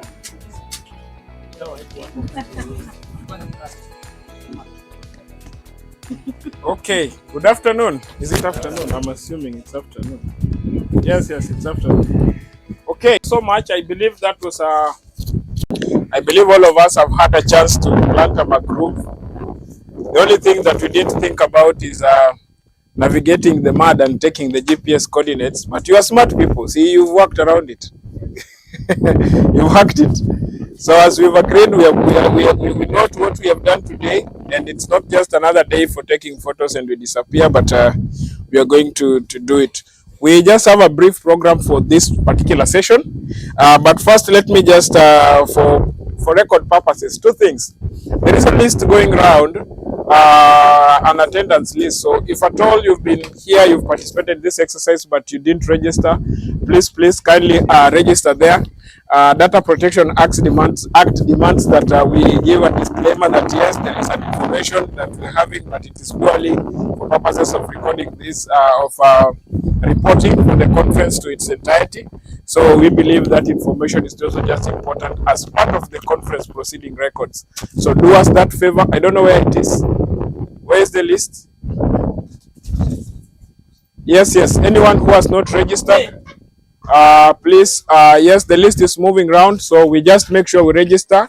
It's actually also good for our records, and those who would want those records for their organizations, I believe we should communicate with the institute towards that.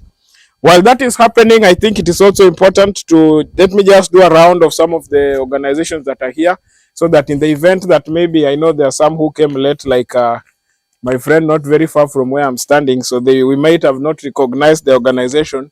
But allow me to just recognize those organizations that were here from the word go.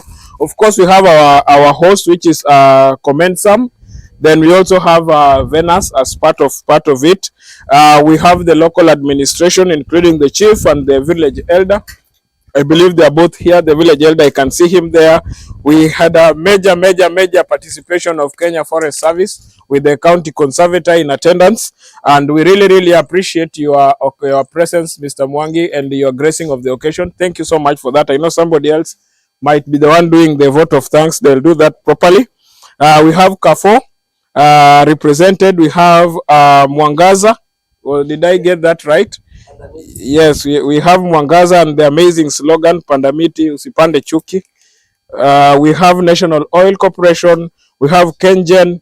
We have representation from Embu University, Makueni County, Tana Athi, Tana Athi Development Works, I think.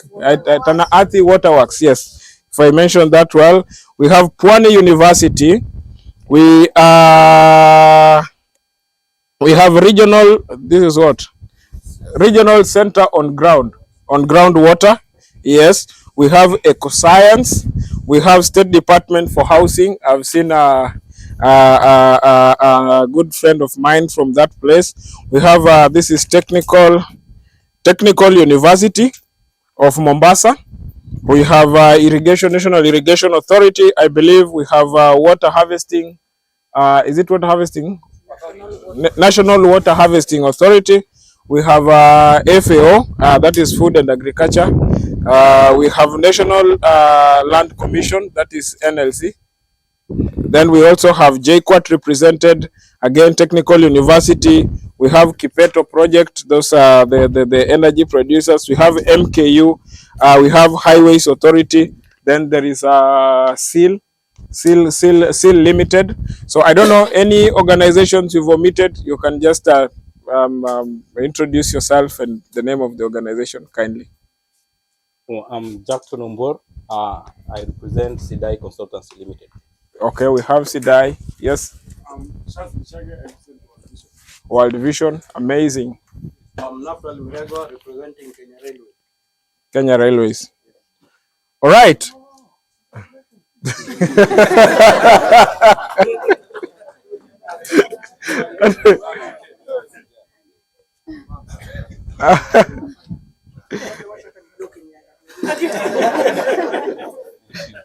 Chifu, nataka reli ya kuharvest mkoko. Si tunapanda mkoko tuna conserve. Kuna barabara ilikuwa yapita kutoka pale ikienda kule. Si umeona pikipiki ikipita? Haya. Kuna reli pale. Okay, amazing. Amazing. So ladies and gentlemen, okay. Representing Green Act Kenya. Green Act Kenya. Thank you.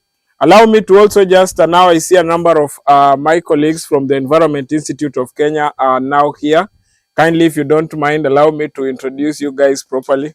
I was running the show until you came. Now I must reduce that the institute must increase.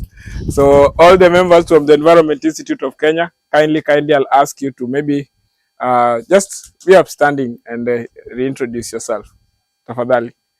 That's all of us. It's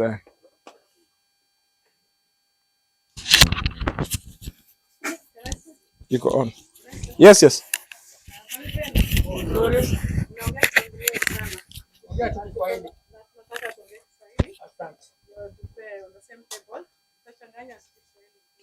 Lakini najua tutakuwa on the same table. Mimi naitwa Susan Manyasi. I'm the Vice Chair Environment Institute of Kenya. Tulikuwa hapa last year tulipanda miti 200. Around 2000. Actually 2000. Tulikuwa na wenzangu hao wa forestry. I can recognize that gentleman and the others, and yeah, those who were with. And the question I was asking is, why do we have only a few surviving? Tulipanda 2000. So mwenzangu ameniambia soil, na tunajua tuko na experts wa soil hapa. Tunasema hatujui tunapanda what kind of soil are we actually planting? Where are we planting these trees? That's why they are not maybe sprouting, maybe. So we need to actually look into that. Today we have planted, I don't know how many we have planted. I'm told we would have wanted to plant more. Tumepanda chache tu sababu hazikuwa seedlings, tunataka seedlings tupande mingi. Lakini tunataka kusema karibuni sana. This is a cross section of Kenya. Tunasema karibuni wote wakubwa, ninyi wote ni wakubwa wa environment. Karibuni sana.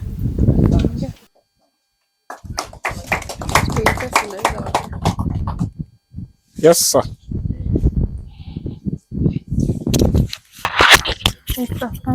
Good afternoon.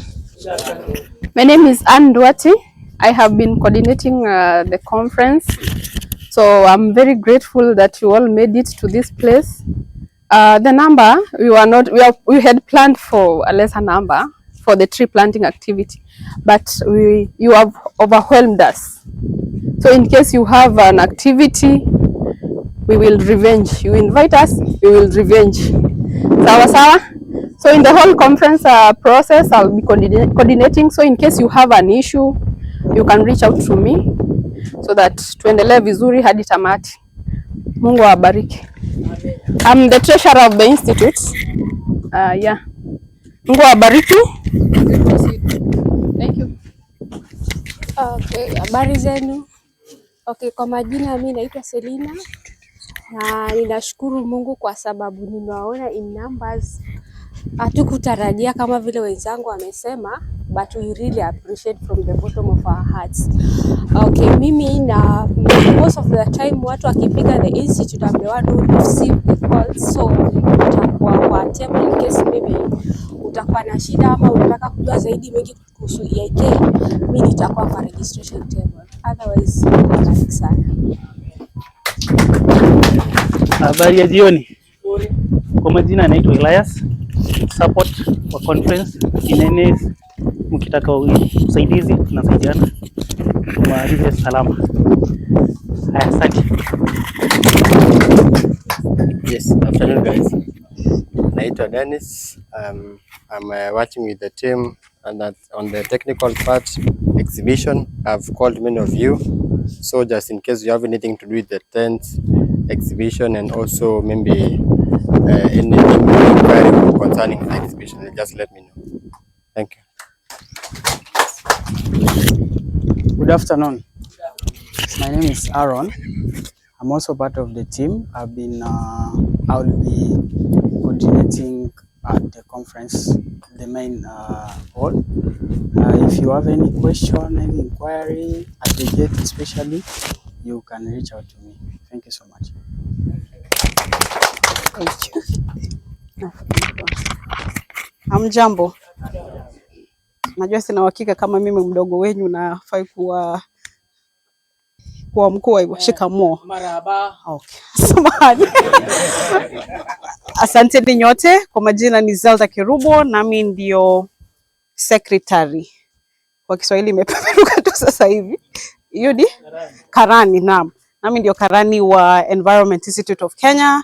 Na kwanza ni kuwashukuru nyote kwa kujitokeza, to our partners, Carrefour, the Kenya Forest Service, to all the individual companies represented here. As the fellow members have said, we are overwhelmed with the numbers and we are happy. That is what we want. We want to be overwhelmed with actual presence of you guys taking your time out from wherever, coming from Nairobi, all the different parts of the country, hapa eneo ya coast inaitwaje? Pwani, sorry. Yes, nyote kukuja hapa Pwani University, tuwashukuru sana, and we do not take that for granted.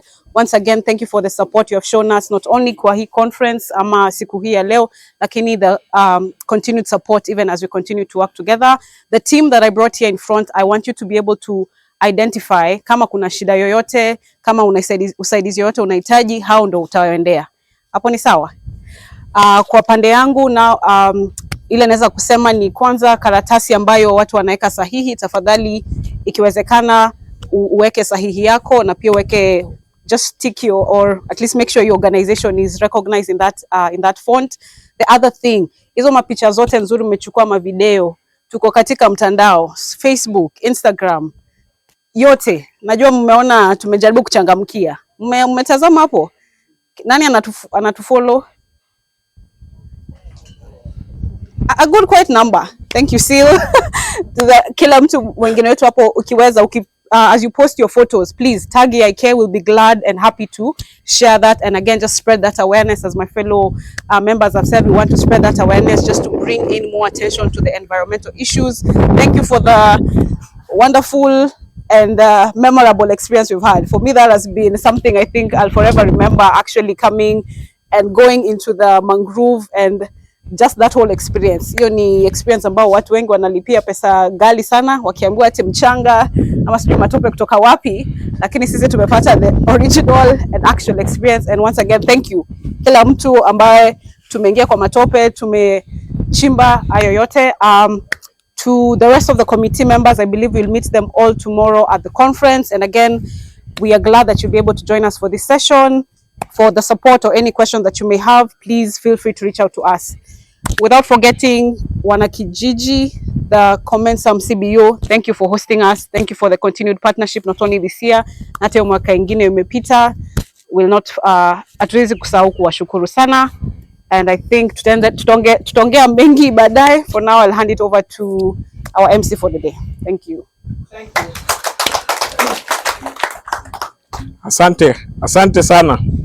You know, I realize that the sun gets hotter, my Kiswahili is melting. I know those of us who are here in the morning, I was doing quite well. I mean, you can. I mean, clap for me then if it is true. Okay. Lakini bado kiko. Naomba nipeane mwelekeo kuhusu hiki kitabu cha visitors book. Wale wana Comensum wanayo visitors book yao hapa. Visitors book ni kitabu cha heshima cha wageni tu, kuonyesha wageni wamekuja. Lakini pia sijui ungetaka kila mtu ajaze ama mashirika ambayo yapo yapate tu wanaowakilisha, ili tusikijaze pia kitabu. Rais hajafika huku bana, lazima tumwachie nafasi na yeye andike. Yes. So the organizations that are here, tafadhali tupate wawakilishi wachache waweze kuandika, kusign visitors book kwa niaba kwa ajili ya Comensum, and give them comments, give them contacts. My name is Edwin. Those who came after I introduced myself. I'm Edwin Otieno. I'm also a council member at Environment Institute of Kenya, and imekuwa ni jambo nzuri sana kuwa MC wenu wa siku ya leo. Congregation iko sawa. Kanisa ndio congregation. Kwa Kiswahili group, but audience inaitwa aje? Imemelt, nijua tafadhali. Nijua, tulishasema hivyo. Kongamano, anyway. Sawa. So ni mambo mawili tu ambayo ningetaka tufanye, na haya mambo mawili ni moja, ni tutapata closing remarks kutoka kwa Bwana Chief, kisha tutapata closing remark kutoka kwa haitwaje Comensum. Sijui kama atachukua representative ama chair mwenyewe bado atafanya vile.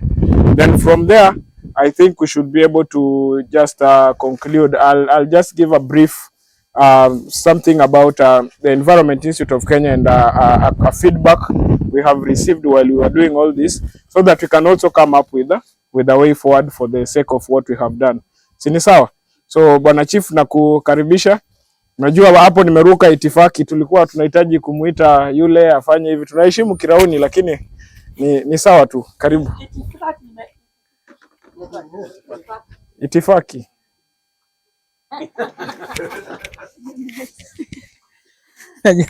Amesema itifaki imemelt.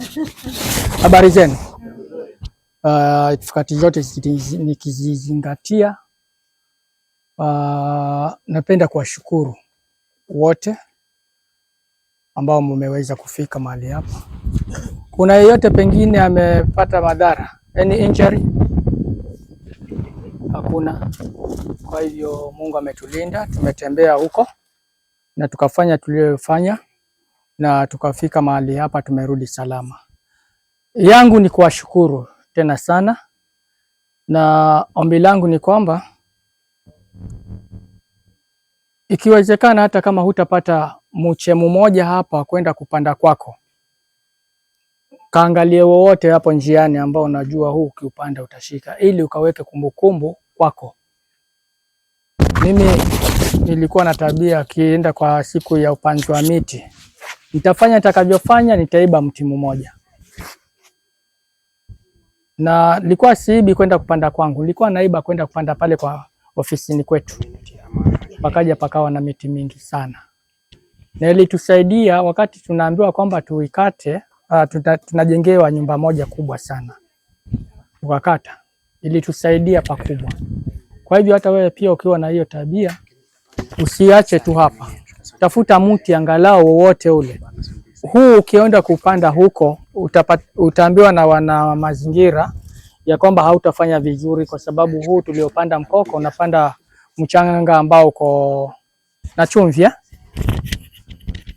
Na ukienda kwa mfano ukinunua kilo moja ya chumvi ukichanganya na mchanga haiwezekani. Hiyo ni somo la pili ambalo najifundisha, nitaondoka nalo. Otherwise mimi nawashukuru Forest Conservator, ninakushukuru sana kwa kuja kugrace kwa pamoja na sisi. Serikali inajua kwamba tuko hapa. Kwa hivyo sina la ziada kwa wale ambao pengine wamekuja kuchelewa. Kwa majina mimi naitwa Chief Machache wa Bamburi location. Na kwa hayo mimi nasema asanteni sana. Na let us join hands. Ili kuboresha hali yetu ya mazingira. Lakini nauliza hivi, umetualika kuja kwa conference. Sasa umesema mko kwa conference. Ni wapi tuje tayari kesho?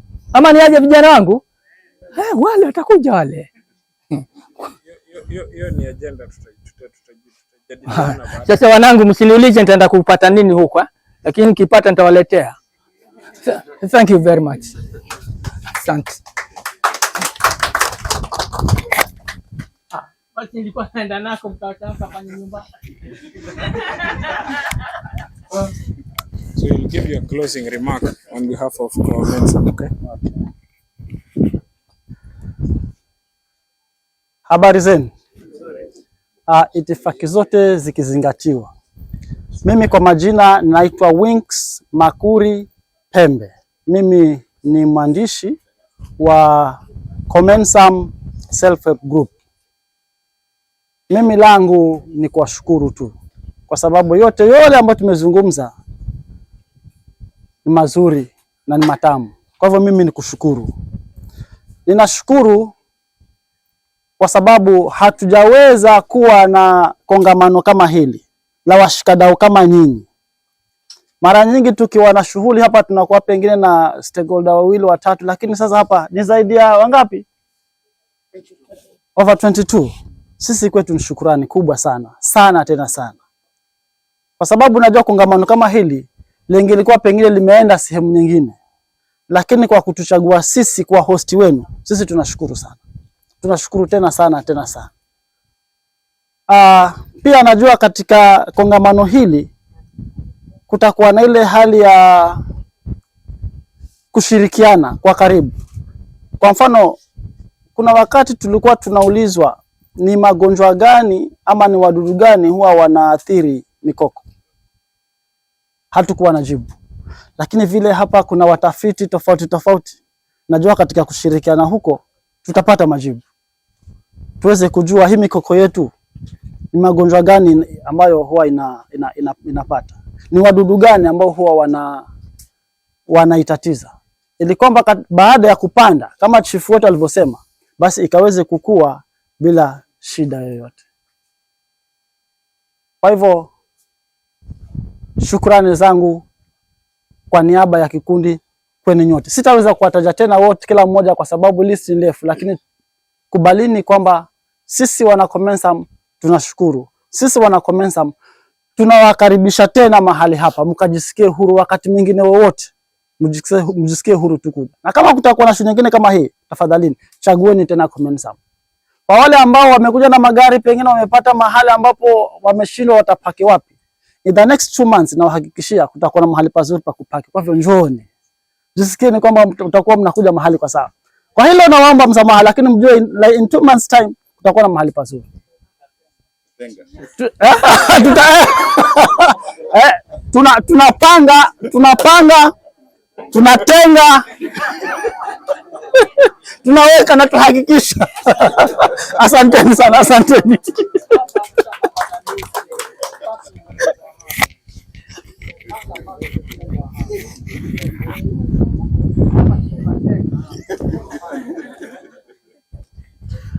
Okay, asanteni sana. Maybe kabla tufunge Chief umesema una machache na ni bwana machache. Kabla tufunge, maybe ningependa kupeana tu nafasi moja kwa wale partners wenye wako, kama kuna yule ana feel kuna jambo angeweza kusema kwa niaba ya wengine na kwa ajili ya Comensum na hizi shirika. Is there anyone who would share a word on behalf of the others? Okay. Okay.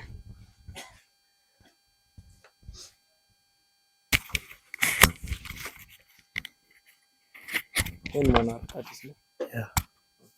Okay, kwa majina ni Abdalla. Kwa wale ambao walikuwa hawajafika hapa, mimi kwa niaba ya washikadau wote ambao wamefika leo, bosi wetu ambao hapo kwa kulinda mazingira na chief wetu ambao yuko hapa. Hii sehemu ni sehemu ya kuhusu mambo ya mikoko. Na ni sehemu pia venye mmetunukiwa na Comensum Self Help Group kufika Mombasa na kufika eneo hili. Sisi kama jamii ya watu wa Pwani 001 nasikia so well appreciated. Lakini jambo ambalo nataka pia kusema kwamba sehemu hii upande huu wa pili, maana tumekuwa tukimfanyia mazoezi huyu Chief Jeremiah machache, ndio maana unaona haja kwa kibonge sana. Amekuwa akipanda mikoko huyo sehemu inaitwa Atlantis. Kuna project pia inaendelea ambayo iko kwa Mtopa Creek na tumepata na boat.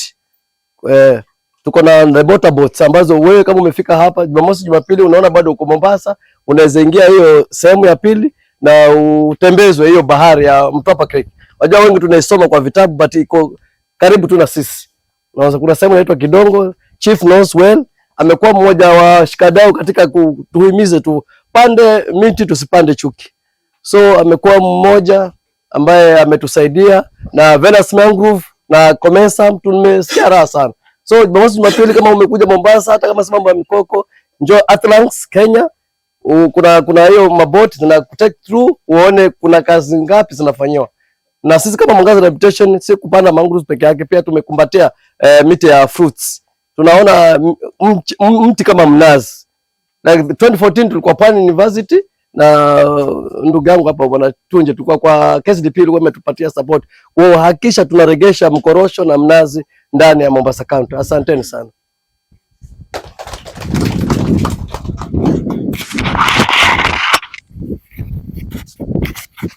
Asante.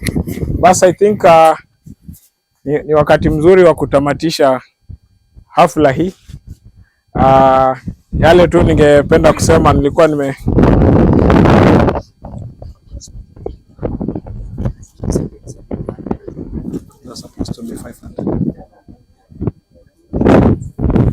Okay.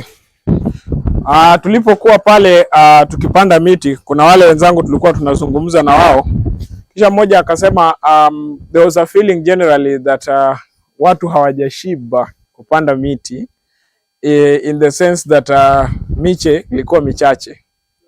Nao ushauri ambao akapeana ni kwamba mashirika mengi kwa sasa yanayo katika ile mpangilio yao ya CSR yanazo hizo fedha za kununua miti kwa ajili ya hii campaign ambayo kila mtu wako nayo ya kupanda miti. Kwa hivyo ikawa nitasema hivi. Kwanza ni kuhamasisha ikiwa kunao wale mngetaka kushirikiana na Comensum kwa ajili ya kuwasupport na hiyo miche.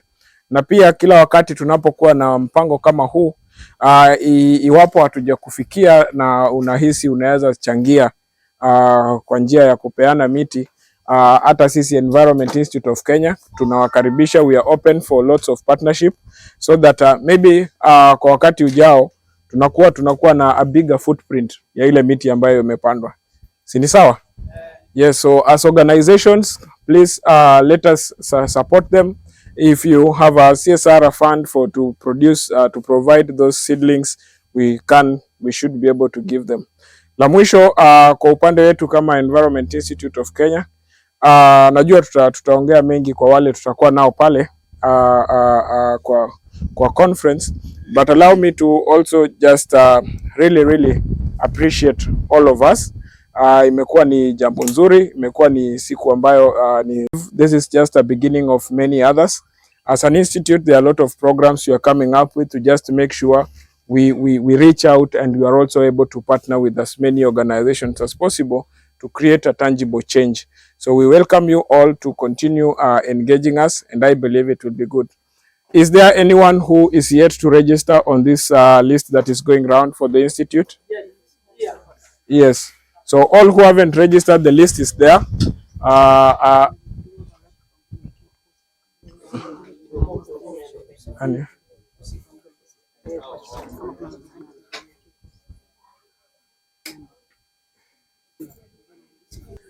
Okay, the list is still going on, so I believe we will be able to just register all of us who all.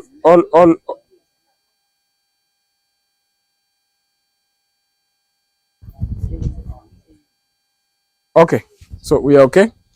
As I said, the list is still available, so we make sure wale wote ambao hawajaregister, kindly make sure we register. That is very important. And I believe up to this point, I will invite, we acknowledge we have a EI Environment Institute of Kenya Coast branch. Is there anyone who identifies with that group? Them from EIK Coast? Anyway, tutajuliania mbele.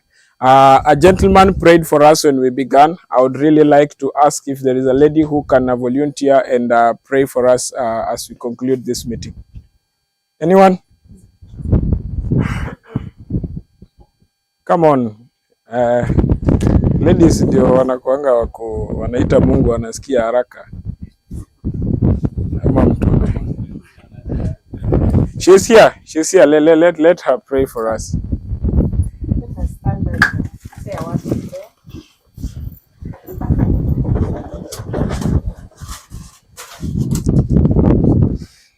Lord, we come before you this afternoon with thanksgiving, Lord. It has been a great day. We have been able to plant trees to conserve our environment. Lord, may you bless that activity so that those seedlings can survive all of them. So that by the time we come back here next year, we'll be able to see the fruit of our hands, Lord. Lord, as we embark on the journey of going back to various destinations, Lord, be with us. As we depart from this, we pray this, believing and trusting in the Holy Name. Amen. Again, thank you so much. There are those who came with the EIK, the van. So we'll still do the 3 trips back to around the hotel.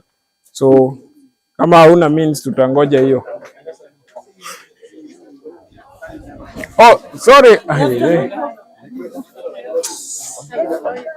Chief, tutangazie kulikuwa na photo session nimesahau. Hello, there's an important event that is remaining, and that is the photo session. Pale. Photo session.